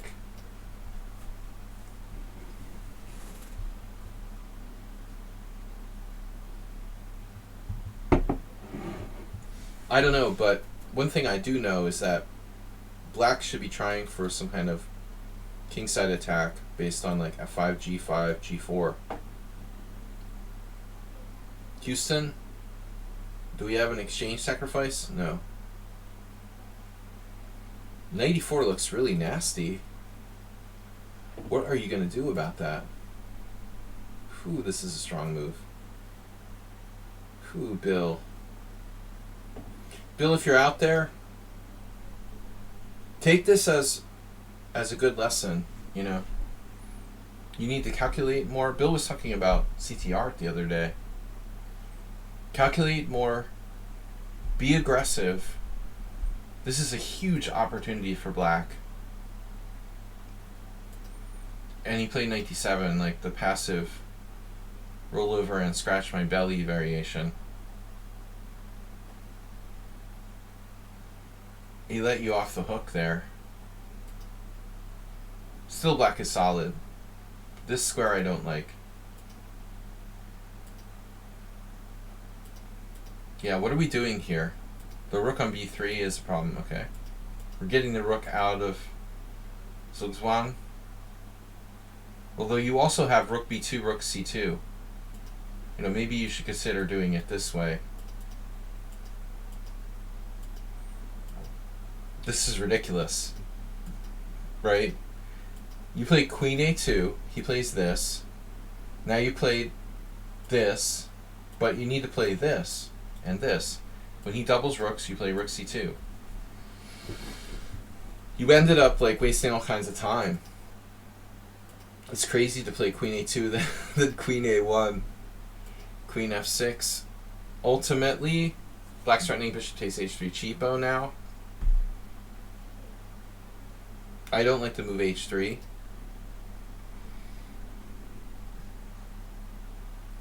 Yeah, you're losing it, man. You're losing it. You know, I want to consider like sacking this pawn. Screw this. You know, maybe we should just go here. Let him have the freaking pawn. So we can get the pressure off our, you know, he's like sitting on us. I'm serious, like maybe this is worth it. You know, actually losing a pawn to relieve some of the pressure. It's like an amputation, you know. Alright. But after bishop f5, you're in deep shit. Can you survive this, maybe? He's so active here. So his activity justifies his, like, slightly worse pawn structure. You want to trade down. You're holding on.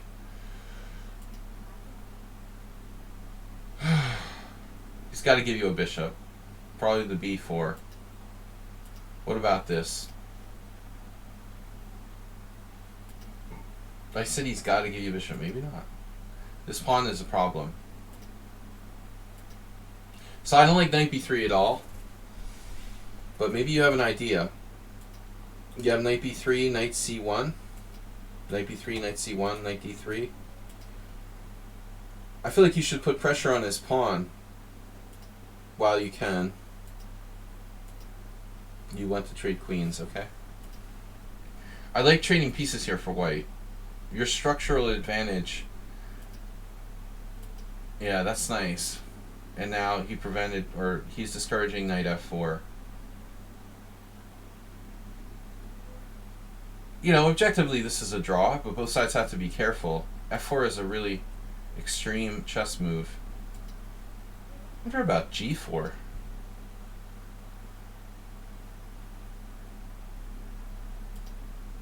do you guys think the engine will say?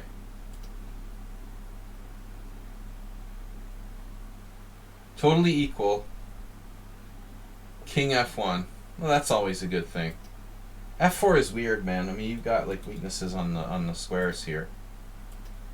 I guess we're in time pressure. Black's in time pressure. g4 is good. Yeah, f5. You're kind of committing.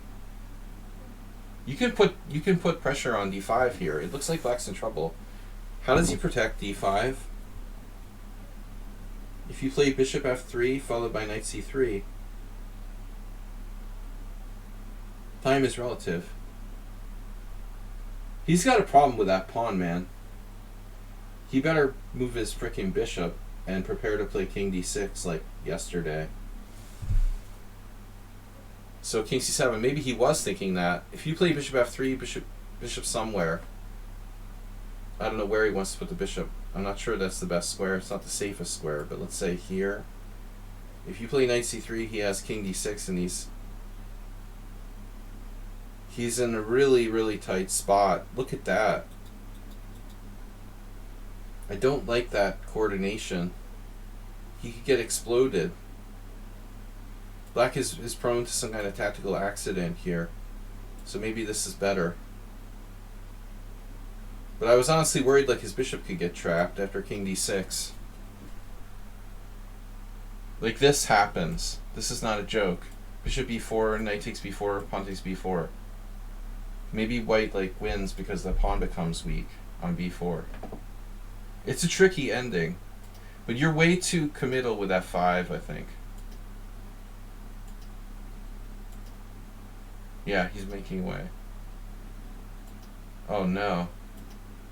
Oh no, so bishop d6 was a mistake. But you're actually a genius, huh? You're actually a genius. You got the d5. Wow. So what if he had gone here instead?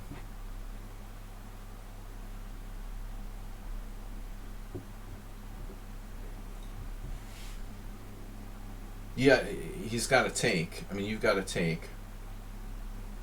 And then is that pawn gone? Looks like it's gone. Although b5 is a little weak. Not easy for him to attack b5. His knight has no squares. Yeah, I think you're going to win the pawn. So suddenly he's in deep shit after this. Wow, f5 is better than I thought. This idea of bishop f3, the knight is like his doom. What if he does something drastic? This calls for drastic measures.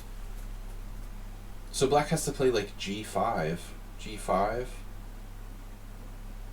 Is this, you know, an idea? Ultimately, it looks like king c7 might have been too slow. Computer like move g4. That was in a different position though. That's your move. f5. I also like g5. That would have kept you off of f4, you know. I think this was like Bill played too passively. You have too much space now. And now you're probably losing that pawn. Can the protected passer save you? I saw what happened at the end. I remember now. I mean, can the protected passer save Bill? This is a well-played ending by you, but no reason to do that. Why you didn't just play here?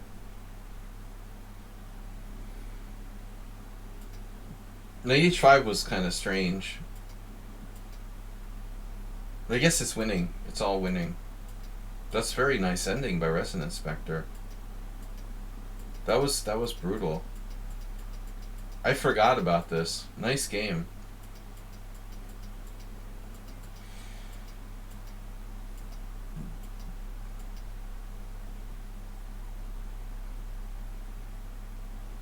Are you still winning here?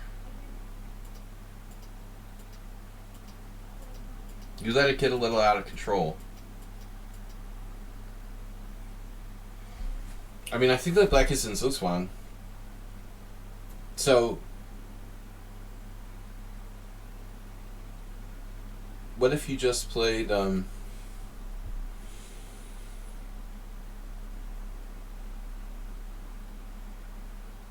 it's not so easy, actually. But I mean, I think the important question we've got to ask ourselves is, like, how dangerous is this a-pawn? So, can we just maneuver? Can we maneuver at some point and allow the pawn to move forward? Maybe we can maneuver our knight. Our king is still like in the zone of that pawn. So I'm thinking your knight is on a bad square on the side of the board, very limiting. Maybe we can't win by directly.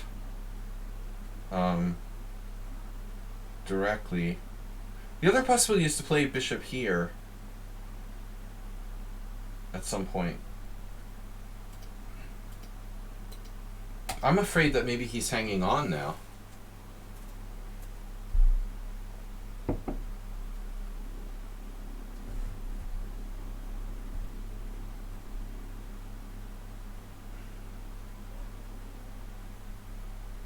And okay, you have 1, 2 passed pawns. He also has 2 passed pawns. Your bishop can stop both passed pawns simultaneously under the right circumstances. But his king's coming up.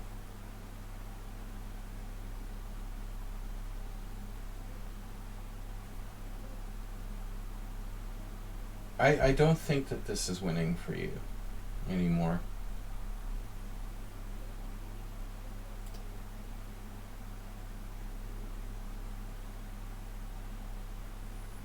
It's a draw at this point.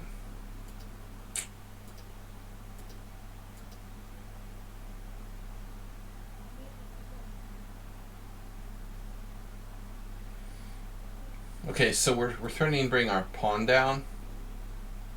But he also has pawns. Plays c4.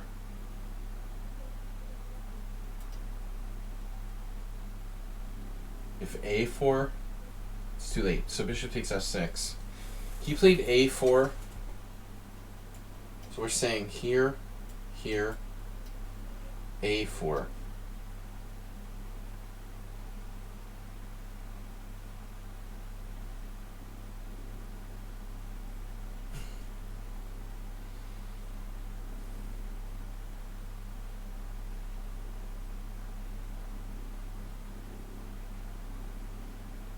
Yeah, Bill's here. A3. Yeah, I mean, this is a problem.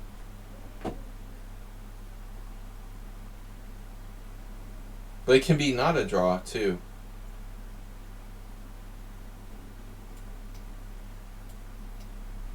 This is not a draw. White can even lose. This is the point. So it looks like c4 is okay. I was thinking bishop g6, but I don't know. It's a draw. So Bill just blundered. Now you're lost. Okay, it's sort of a stupid mistake. But after this, how is it a draw? Okay, takes, king takes. That's actually winning. Wow. So you can't take the bishop on f6. Okay. Yeah, you just have to. You have to stop a4. This is scary for white, actually. Look at this variation. King takes f6, king takes b5, king e5,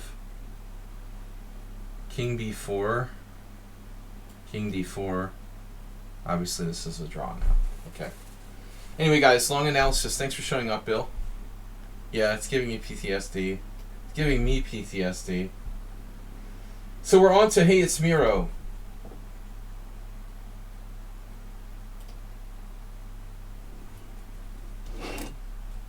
Hey, It's Miro with white. We've seen a lot of improvement. He's particularly brutal with the white pieces. Thank you guys for supporting the stream. Bison, I've just tipped $5. That was an interesting game by you guys. Lots of mistakes, but lots of learning opportunities, I think, for both sides in that game. That structure, I had this book by Matthew Sadler years ago. It was on the Queen's Gambit, and he talked about, he showed some examples of exchange variation structures. And I referenced this during the analysis, but Ivanchuk had a game where he did that. You know, like, this is a typical way of reacting to the minority attack. Takes on b5 and then create your own pass pawn with a5, the way that Vaisyanov did there. A very interesting game, you know, strategically. More questions than answers, unfortunately. So, okay, e6, our hero. Anti-Sicilian heroes have to kind of like pack it in after e6. There's just nothing, you know. The good thing about the e6 Sicilian is it does kind of kill the anti-Sicilians, I think, to a large degree. It's the best the best variation for removing like annoying variations from the map. Knight f3, a6, and now g3. So we got a hybrid. I'm not a big fan of a6 though.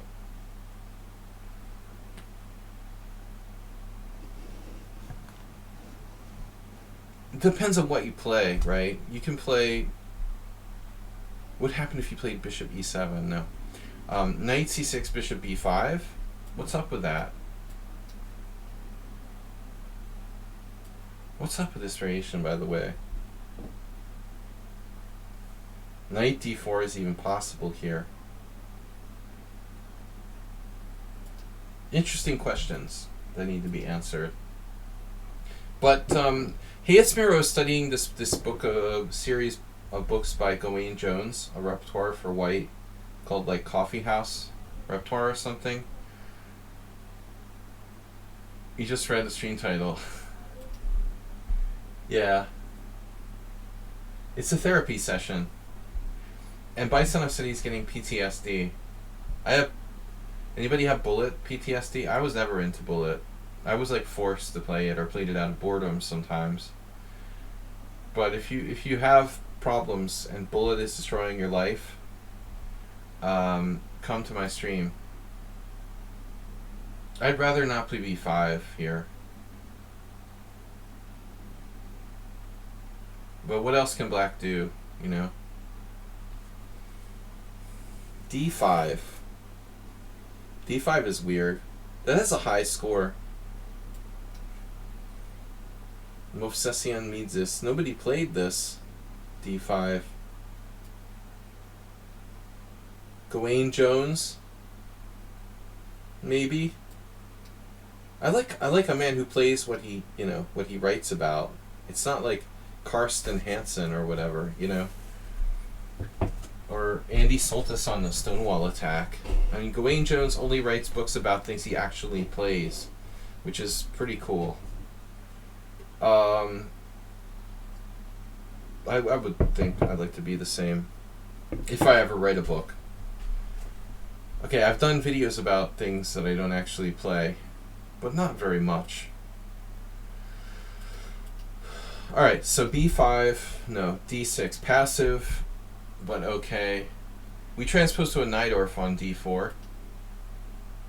So this seems good or okay for black. Knight f6, castles. Yeah, that's really pretty smart move order by black. He's essentially ready to transpose to a Najdorf, although he's playing an e6 Najdorf. He's lost the ability to play an e5. So if d4, cd4, knight d4, black's committed to an e6 type of fianchetto Najdorf. Hayat should consider playing these lines, which are very solid for white.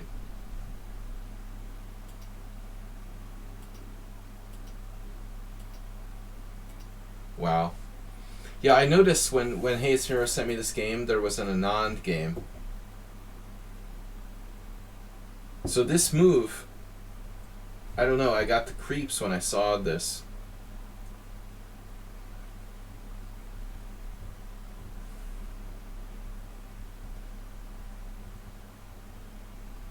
I don't feel like e5 is right.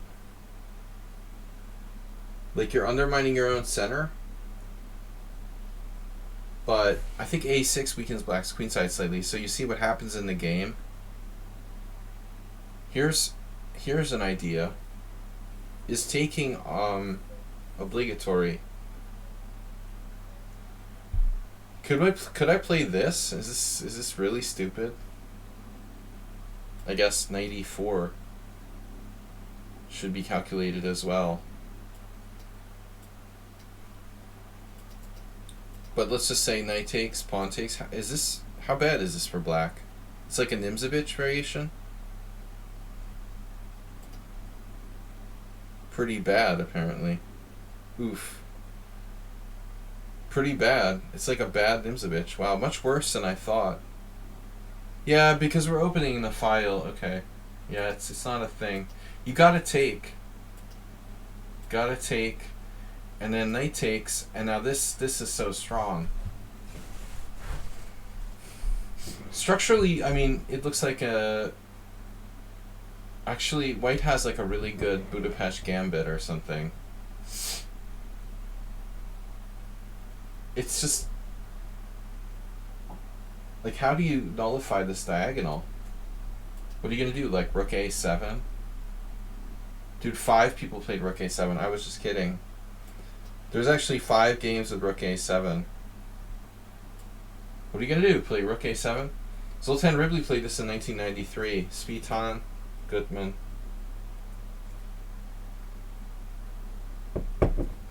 Makes sense.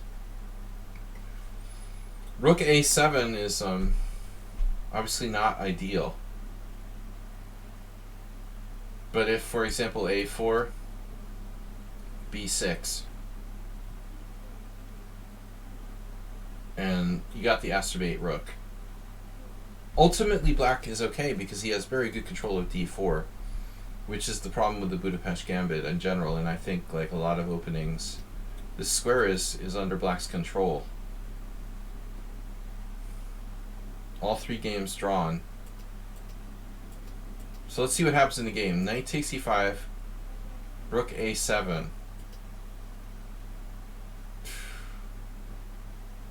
Famous last words. What's he going to do? Rook a7?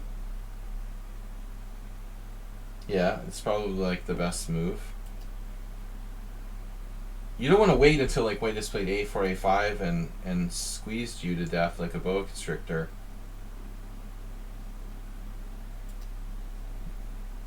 Oh, Magnus had a game recently in a different position where it was not quite the same, but he delayed capturing on e5. Like this or something strange. But no. Similar structure with a different position. The other move for black, of course, is knight d7. I feel like I've seen this. Alexander, welcome. We also saw or have seen other variations that are similar. I had a friend, Slancy Emil. I think he had a game where people were like repeating like moves here. It's a Benoni. Here's a Chernyshov game from 1996, which makes sense because he's very Nimzovitchian. He likes this type of position. I played Chernyshov a number of times and seen him play. Yeah, b3 like it's like a Nimzo Larsen. This knight will come back through d5 though. That's an alternative way for black to maybe try to defend. Let's see what Hayes Miro's opponent did. No answer, and then a4. And now white's starting a5. Oh, this is an Anand versus Salem Salah. You know, it's interesting when you see Anand play against like different players, how he might play. When he crushed Esserman in a very, very simple variation when they played in Gibraltar. No, it was in Isle of Man. He chose like the perfect thing to play against a player who's kind of one-dimensional. But Salem is he's multifaceted. He plays a lot of kings Indians and stuff. He understands positional play. Anand's just just better. The black played here queen d4. That move. Yeah, I mean it's like, well, what does that do? You're attacking the knight, who cares? I would be for some reason more interested in queen e2. I don't know why I like this better. Maybe because it protects c4. If you play rook e1, okay, f2 is a little bit weak. With queen e2, there's also stuff here.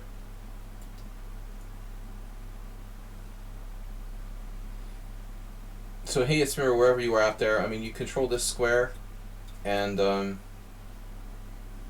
You know, ultimately, maybe the rook even stays on the f file later on with f4, f5.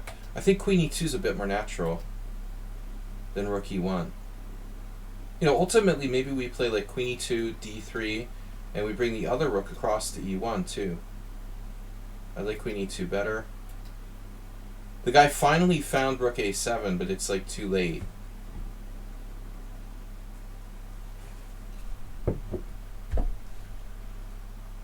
But Hayasmiro has to very seriously consider a5. You also have this dude. This is devastating. You know the Budapest Gambit? It's usually like rook across. Now Hayasmiro has rook a4 and a cross here, the 4th rank. The queen d4 is going to look stupider than ever now. Man, a5 is really, really strong. I mean, like, look at this move. Game over. It's like literally game over with rook a4. So you missed a5. I don't think he missed it, but he chose not to play it. I mean, d3 is also good, but as you can see, he can play b6 now. And he can't play bishop e3 because of the knight hanging. So he moved the knight first. And now black can defend. Yeah, I don't know, man. I don't know about knight e4. Black still doesn't have knight c6. He does have bishop e7. That's okay, though. But what should white play in this position? I mean, radical, but we have to consider this. I think this is like a key position for white. White is better, but we've got to squeeze the maximum here, or black's gonna like hang on.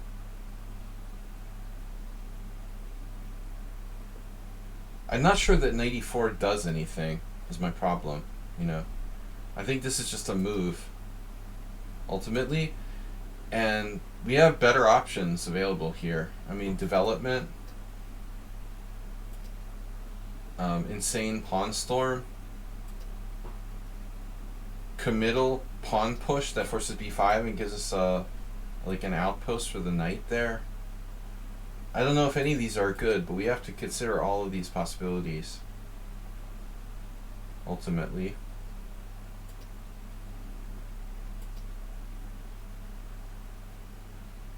Yeah. I think you went a little bit south here. I mean, we don't want to just trade pieces, but maybe you've got something on the b6. Maybe you have something with that b6 weakness.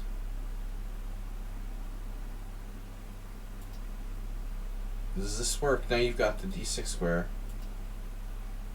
Nothing special. Yeah, I mean, white's just kind of floating around with no plan. I mean, ultimately you're trading off his pieces, and he has less space. So objectively, I would think like maybe even here. You know, I don't think you should even play bishop g5 to begin with, and I don't think you should play the knight e4. But it's hard to find a plan. I mean, seriously, is g4? Is this crazy? I mean, we've got g4, g5, queen h5, and then rook e3, rook h3, and like mating black. How crazy is g4? I want to like checkmate black here.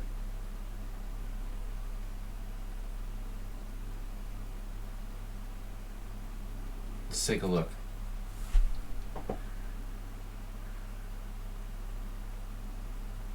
So it's like slight edge for white according to the computer. Black tries to trade pieces to mitigate the danger. The ensign's looking at bishop f4, queen e2. Your grandmom would play. g4?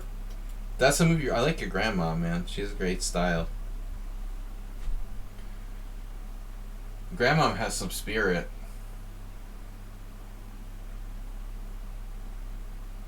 You know what this is about, right? I have a book right here. I'll tell you what it's called. This is called Questions of Modern Chess Theory. Table of Contents. Questions of Modern Chess Theory. Table of Contents. Chapter 4. Conquering the center from the flanks. So, that's what we're talking about here. You know, with G4, G4 is a move where we're striving to, like, essentially, like, increase our control of the center. If we play G5, we drive his knight away from a position where it controls two central squares. And by playing G5, we drive the piece away from the center. He has less control of those two central squares. We gain more control of the center, and we win the game based on space advantage. Grandma knows what she's doing. It sounds like you've been hanging out with Uber Driver too much. Okay, but knight e4 just looks like the kind of move that swaps pieces and we don't have a plan. When you find yourself in that situation, look for more.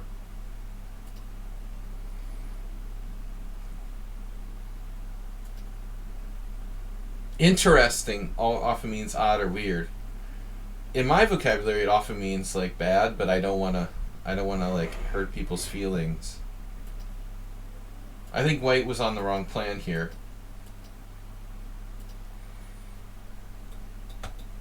F5 is very risky for black, but I would play this.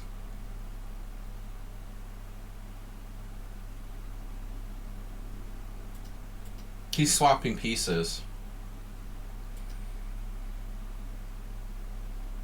Black's position is awkward, you know, difficult, kind of difficult to play. This is good. And then finally he hit with a5, breaking the c5 pawn. Nice. Ooh. That's a problem. Wow. So black finally, like, essentially blundered. Losing control of c5. Very nice. This is a neat move, though. I love rook d7. Brilliant move. Does it work, though? AB6. Oh, this is how this happened. Takes, takes, takes. Oh, no. Are you serious? This is the position. White to play. 11 minutes. Dude, did you seriously miss b7 here?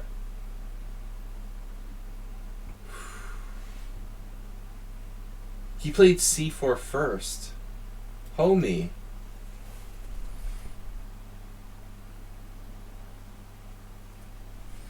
Not c4 first. b7 first. And after bishop takes b7, c4. Thanks to the bishop or knight or whatever. Wow. You just straight up win. So he just screwed up the move order. After queen e6, b7 just like wins a piece. Ooh. Yeah, that is a good general rule. I mean, obviously, like, white also had rook takes a6, so he had a lot of moves. But the most forcing moves are the first ones you should look at. Honestly, I had the feeling like he forgot. He was probably looking at, like, if I can put myself in the head of the player here. I had the feeling like white may have overlooked, like, simply knight takes b6 or something. He was thinking too far and missing an obvious move. And then this is kind of messy now. The knight, the two knights for rook and pawn.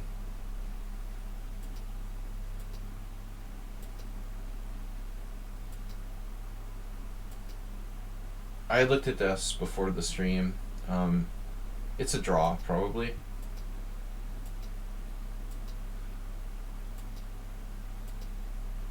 But this is a nice move, b4, and now rook c6. And this position, I thought like white was winning, but it's probably not winning. But the best move for white was something really hard to find.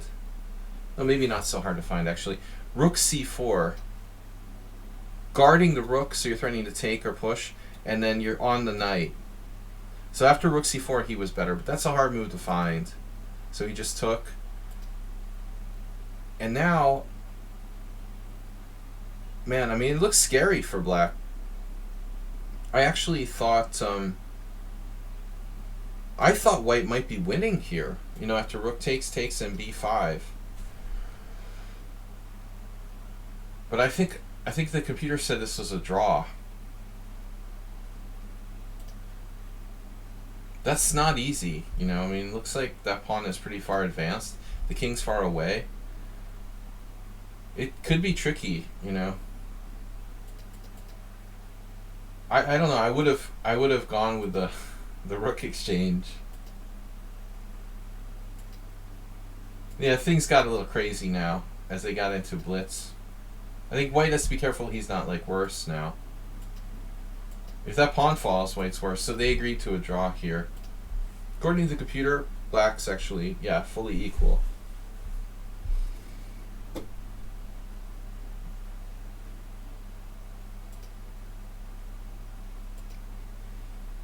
He has to play this. I don't like g4 now. I mean, he created a huge hole for that knight to come in to f4. I don't think white... Computer likes it, though. I don't see why it's necessary to play g4, honestly. Okay, his knight on f5, whatever. I like it better, like, not having this knight coming in f4. So the computer is saying, like, rook c5 right away. Rook c5, rook c5. Pawn c5. If the pawn were to fall, black would be playing for a win. But I would think, like, the white king would get to the center.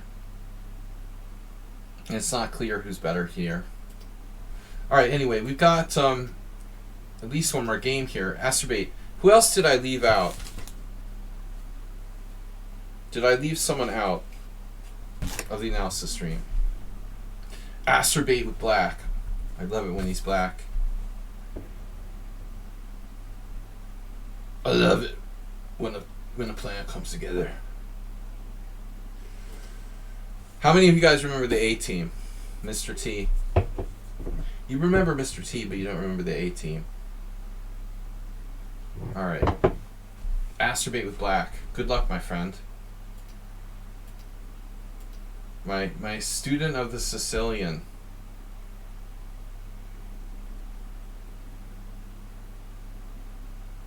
I don't recommend playing this move by choice against bishop c4, but Astrobate does it. Queen f3, obviously a very direct threat. And Astrobate, Rocky. Astrobate loves himself some unsound pawn sacrifices.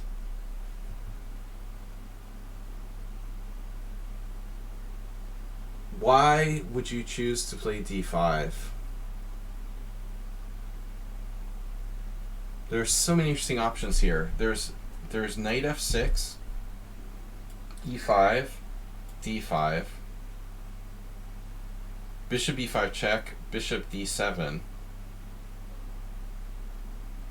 bishop takes d7, knight takes d7, queen takes d5. What's up with this? It has like no development at all, but black's down a pawn. Let's see what the engine says. Black's better. No, it's equal. Yeah, it's like a scale going up and down. You have compensation for pawn based on development. That's one interesting line. Why not the d5?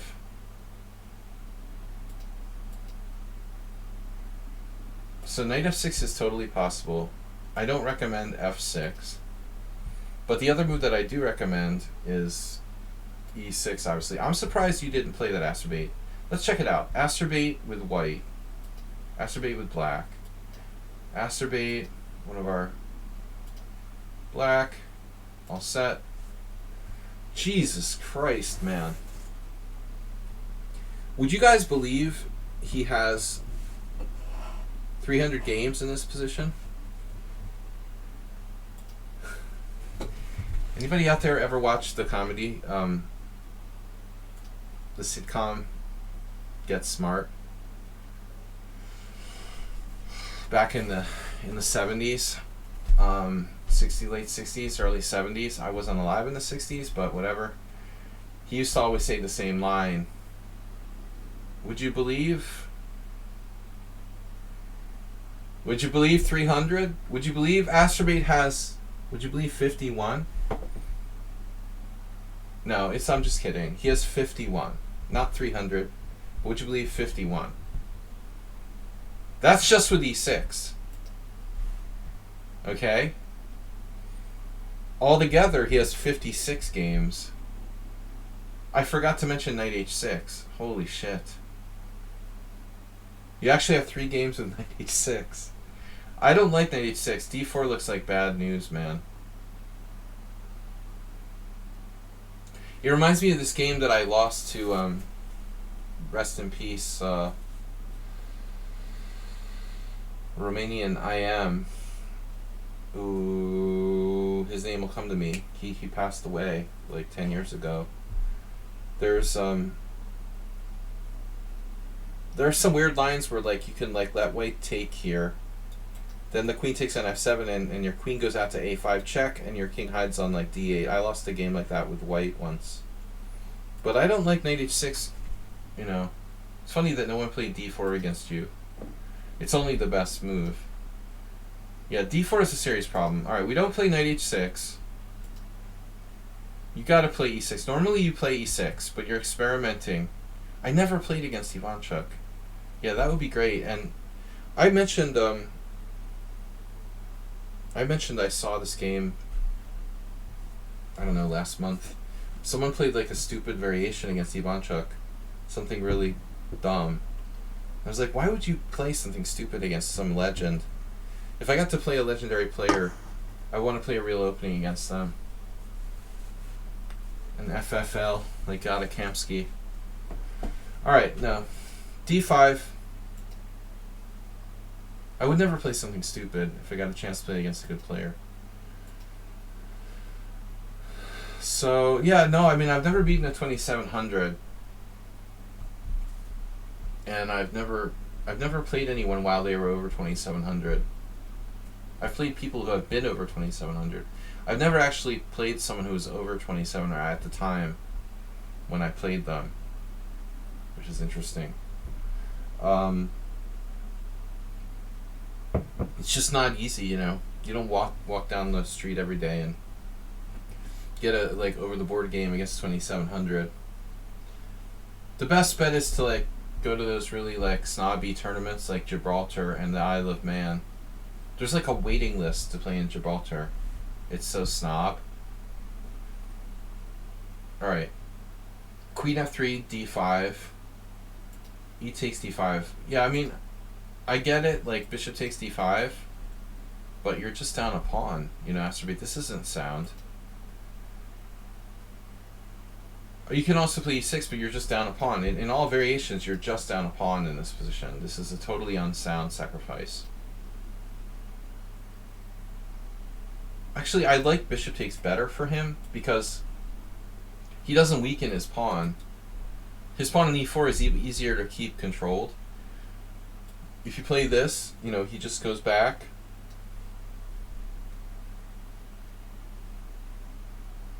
Yeah. Snob tournaments.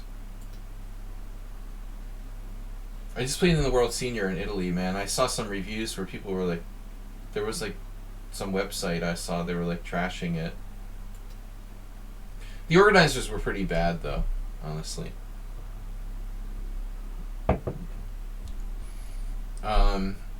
Alright. He takes d5. Astrobate, what are you doing? Okay, he said he didn't. This isn't his best game. He said, "Do you want to see a cheap mate?"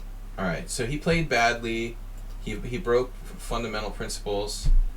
Now he plays this. You know, this is dubious. Check. Waste of time. Bishop d7. Okay. You know, suddenly, white's kind of lagging in development here.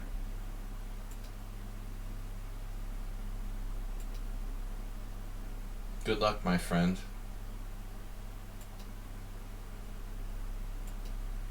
Sometimes I wonder about that. Sometimes the blind squirrel finds the nut, right?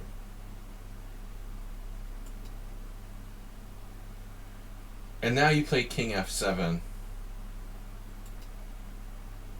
That pawn is still with us after all these moves. But a6 is good. It's kind of a weird move by White. I mean, weird game by White. You know, he's been very careful for a guy who's like 1600 not to make any unnecessary pawn moves. Very careful. Asterbeach is playing for this cheapo here.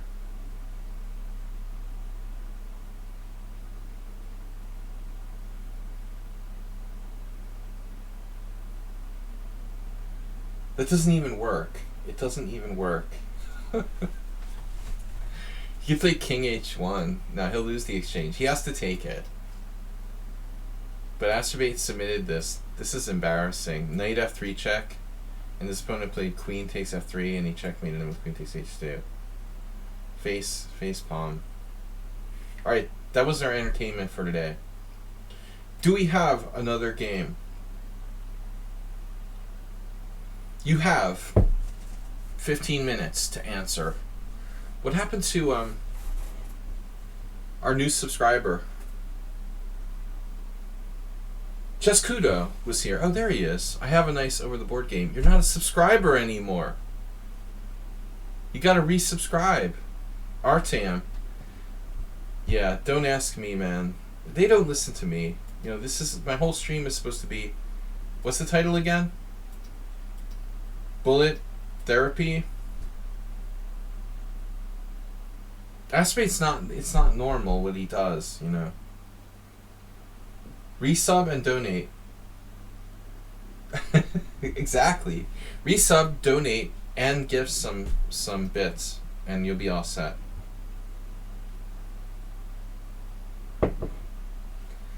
We're still here for another like 25 minutes max.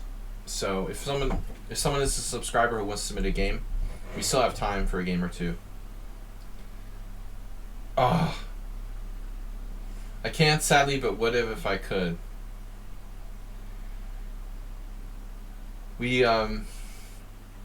I've told Asterbeach like millions of times to take his time, and he doesn't listen.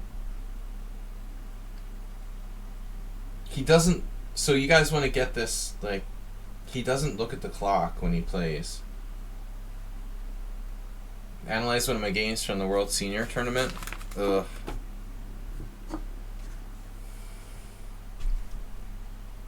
That's a schlag. Those are tough. Those are long, brutal games. Hey, Saji, this was a pretty entertaining evening. Nice analysis. The most painful one. Yeah.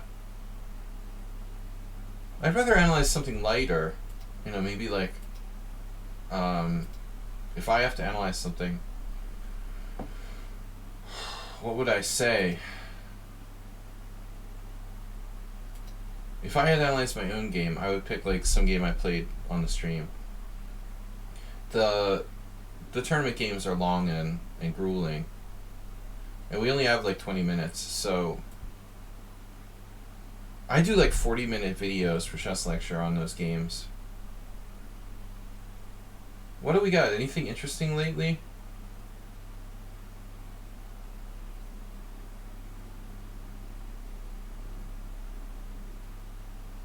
How about from Tuesday? Did you guys see this game with Alisto where I fell into a trap in the opening? This is terrible. But instructive too. This is how I should have lost on Tuesday in a rapid tournament. Mr. Coffee, feel free to send in a game. I'll just quickly show you guys how I like had a lost position in 5 moves. Or 6 moves or whatever.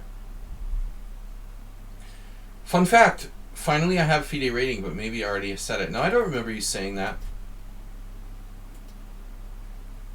You know, interestingly, I have a student who's like a total unrated, right? He's a 13-year-old kid, and his objective strength is like 1,000 FIDE. But I got Aster Bates games here. He played this. Maybe it's interesting. I've played that move in the past. Maybe normally that's a good move, but I normally don't play this move order.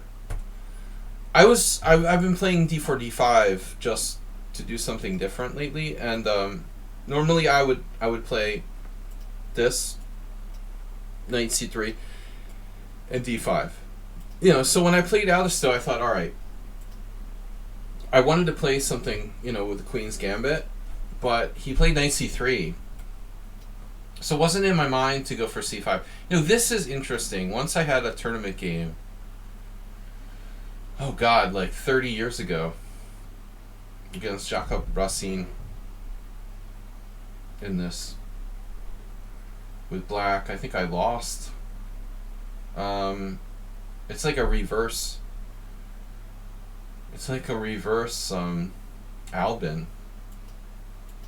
But okay, I played knight f6. My opponent plays bishop f4, the Yababa rapport, and last time I played a6. I keep referencing the fact that Vita Lamente, our friend here, Tranquilizer, Grandmaster from Romania, he criticized this move when I showed it to him.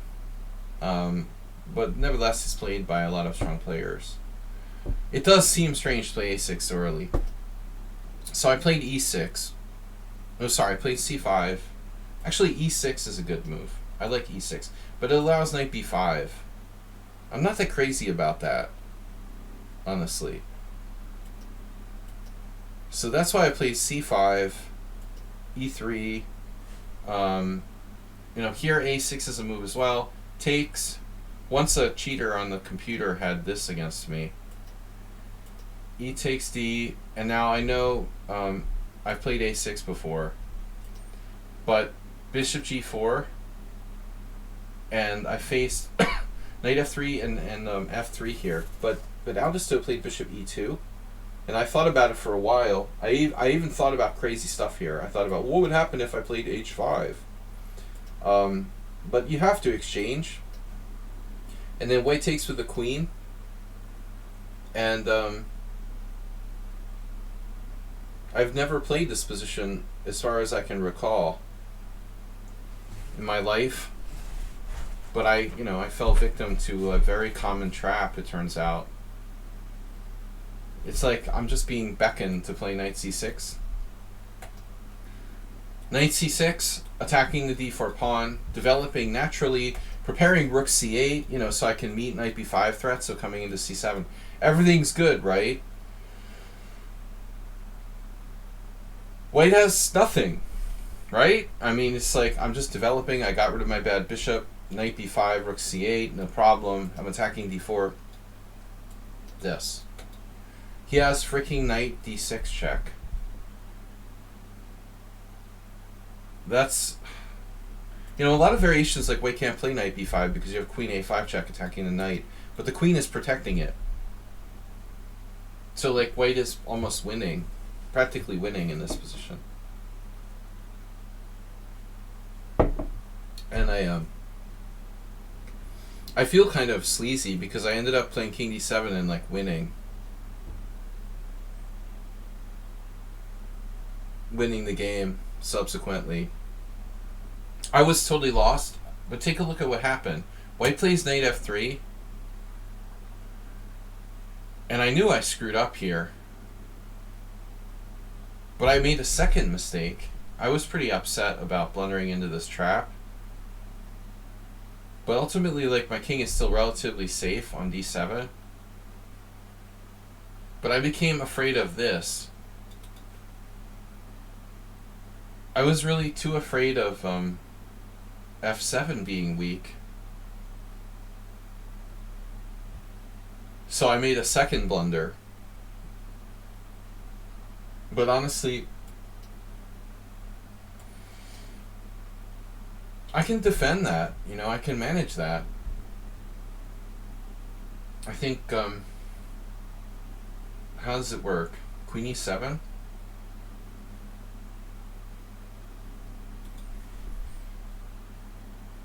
How do I deal with this? Queen a5 check?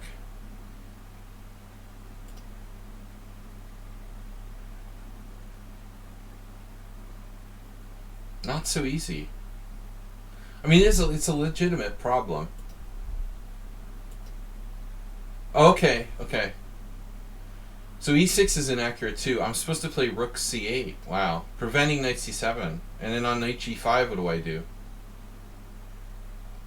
Dude, that's really hard to find. But like, check this out. Queen e8 and black is okay, according to the engine. I mean, honestly, like, Chess Kudo, you're a Caro-Kann type of player. I think a Caro-Kann type of player might be able to navigate this and survive, you know, but it's pretty ugly. So I played a second blunder after knight f3, which was this, to prevent knight g5. And there's kind of some ideas of queen a5 check, but not really.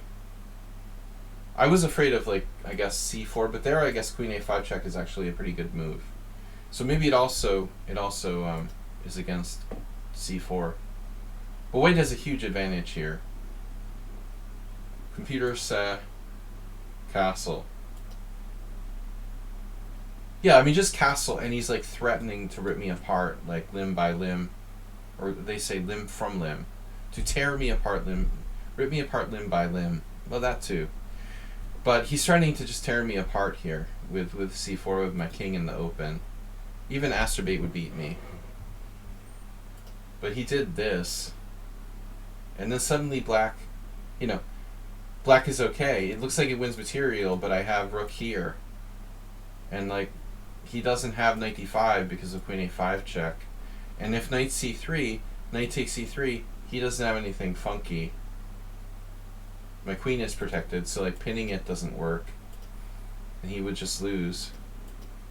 So he totally came undone. Played this and I'm, like, winning. This is really scary, and I screwed up again. It was in this position where here I blundered with e takes d. It's still a difficult position though. Now I just wanted to show you guys this trap. I blundered with e takes d here, and then king f8, and now I'm worse again with no rook. Queen c8 here, and suddenly black has counterplay based on the c file, and he's in trouble. Black's like winning out of nowhere. Wow, he has a move here. Holy shit, rook takes d6. I'll tell you guys what, I thought I was winning here. I thought I had rook takes b2 check. Holy shit. Doesn't work. Wow. I was ready to play this. I thought he was getting mated. Oh my god. So I'm just dead. I have nothing. That's amazing. So it turns out I was lucky. He could have played rook takes d6 and then panicked and played rook d2 instead. Knight takes c2. King b1. Bishop takes d6. Rook takes d6. Knight e1. Threatening rook c1 check. If you pick the wrong square, you get rook c1 check. Like, say, say like queen h3. It's this beautiful mate.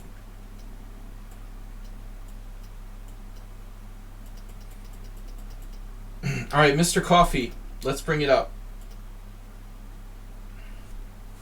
I just want to show that trap. You know, it's rare that I have lost position in like 6 moves, so that was an interesting trap I fell into.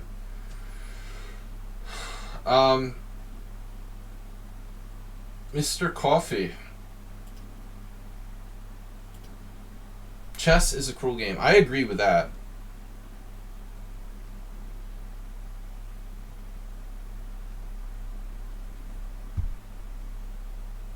Killer Clown. Oh, the Killer Clown Posse.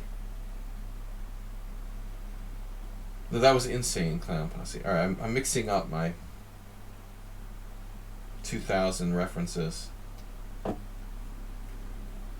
Mixing up my 20-year-old random music references. The Insane Clown Posse versus Mr. Coffee. You are black.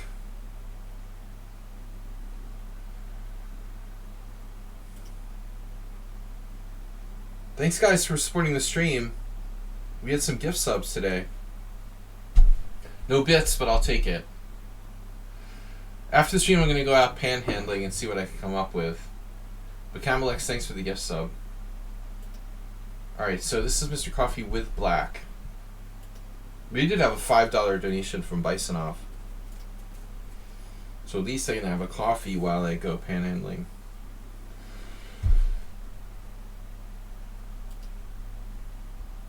The French.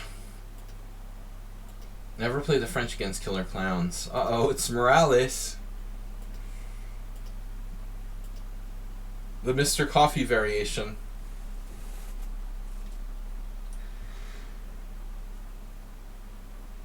Mr. Coffee, I wonder... The more I think about this, the less I know. No, that's my mom. I told you before, I like knight h6. But if you think about it logically, you know, this looks like a reasonable move too. I think if I had to play black in the French advance, I would go with bishop d7 or knight h6. After what happened to Morales' opponent, the queen b6 looks bad. But Mr. Coffee's opponent, just like typical noob, plays bishop g5. Beep, beep, beep. It's like that sound when the big vehicles are backing up. That's what goes off when white plays bishop g5 in this position. That's not right, master.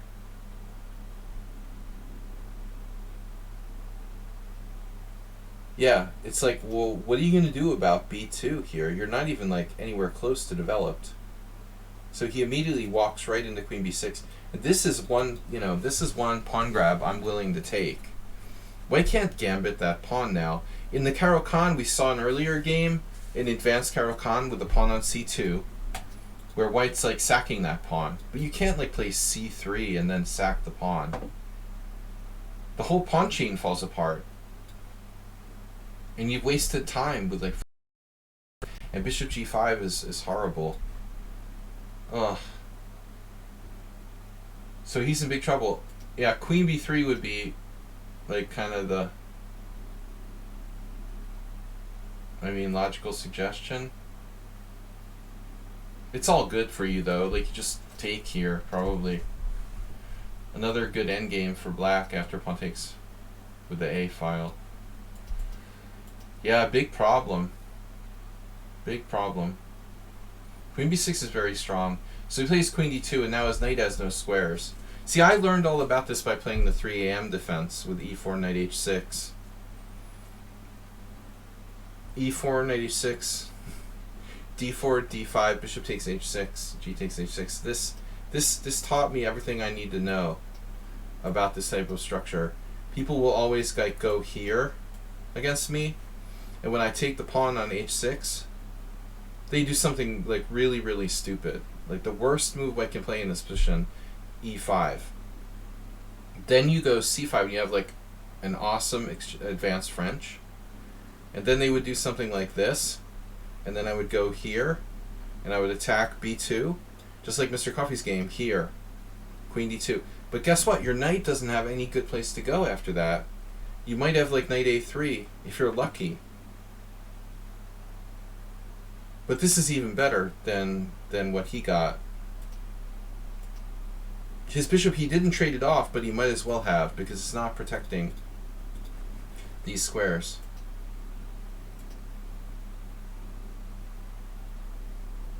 Is g4 a problem?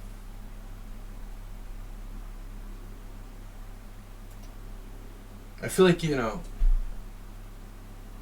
it's not a problem, I'm sure, but I'm not sure what the most accurate move order is. I mean, should you take here first?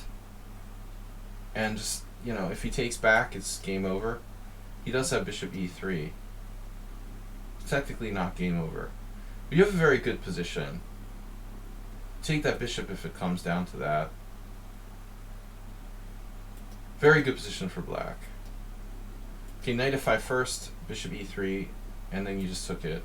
Yeah, I mean, I think this is a mistake, Mr. Coffee. Objectively, you don't have to commit. But I guess in this position, he is threatening to take here. This is a little different, because you didn't exchange pawns. He actually has that. Pawn takes. Okay. So I don't really like that you have to commit to this so directly. Feels like white's position is bad, but not that bad.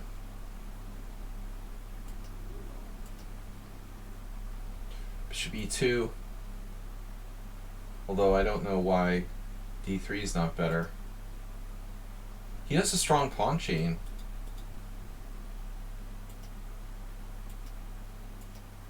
Yeah, this is just a crazy move. He's got to get his knight in the game. This is not helping. I mean, objectively, like, white has to play knight a3, no? Why doesn't he play knight a3? What's wrong with this guy? What are you going to do? Like, give up your dark square bishop for it? Is he afraid of this? This is horrible for you. You don't want to do that under any circumstances. You would never want to do this unless, like, someone was holding a gun to your head. Trade your good bishop for the knight on a3. That's as bad as, like, white playing bishop takes h6. You never want to do that unless it's your only option. He has to play knight a3. That's the only move. And now he just totally lost his mind. I think he was frustrated by the knight. But watch this. Hello? Guess what? You don't have a dark square bishop. Is that a problem? Takes. Takes. And now I'm waiting for some kind of tactic to happen. You gotta have a tactic. Knight takes d4. No. D takes c4, bishop takes c4, knight takes d4. Jesus. So this, you just take here. And that's it. He's got to play something desperate like knight a3 or knight c3. Now you're up a pawn. And better. If he takes, most importantly, you have the tactic knight takes d4, which is just really brutal. Because you have queen takes and bishop c5, right?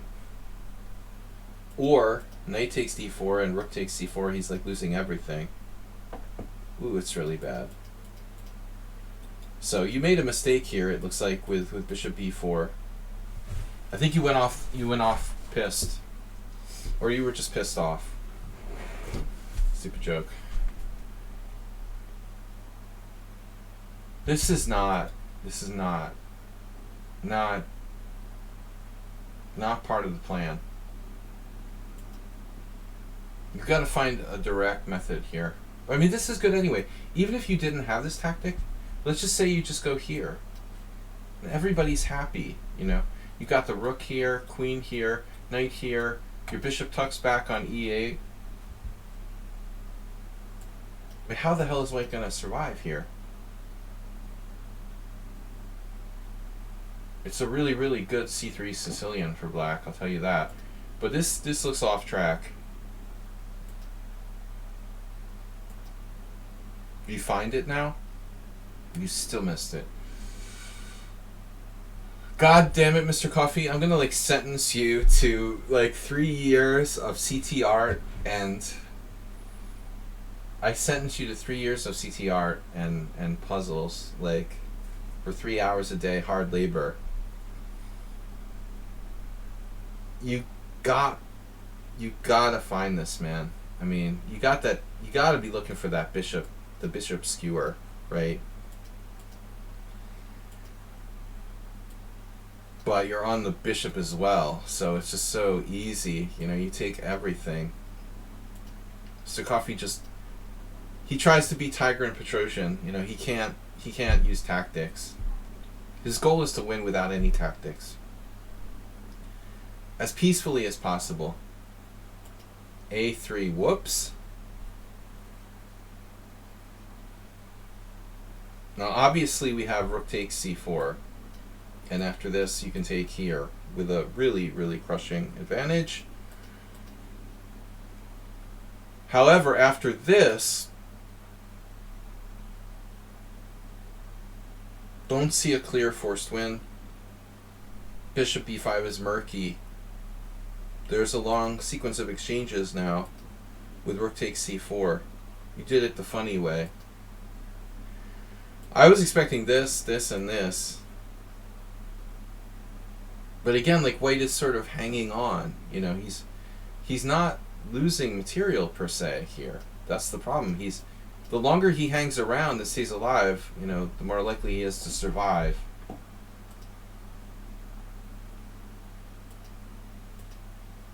You're better, but you missed, like, numerous chances to kill him outright. Yeah, that's not a great move for white. Though Mr. Coffee doesn't believe in tactics. He's a pacifist. Rook on F, so here. This is a great positional move. But damn, dude, this guy believes in tactics. He's not screwing around. He's attacking your f7. So what's going to happen? He's going to drop a piece? No. He didn't play rook takes. I was like, okay, he's going to play rook takes. But there you have this move, which is really nasty. Kind of difficult to defend against that. Knight takes. Oh, you also have h6 there. So knight takes, though. Here I didn't see a forced win, but I guess you do have rook d2. And you win a piece. It's pretty crushing. So Mr. Coffee managed to, like, crush his opponent without the use of any tactics. He's like a ninja. King h1 and rook g4 check. Look, ma, no tactics. Nice game. Alright, guys, we will be back. We will be back Friday, if I survive panhandling tonight in the freezing cold. Thanks all for your support, Mr. Coffee Asterbait, Mr. Bill. Back tomorrow. Friday, we're doing rapid challenges. Fast Friday, rapid challenges tomorrow morning at 11 a.m. Eastern European Time. That's CET. Thanks, everybody. Great games, guys. I'll see you later. Bye-bye.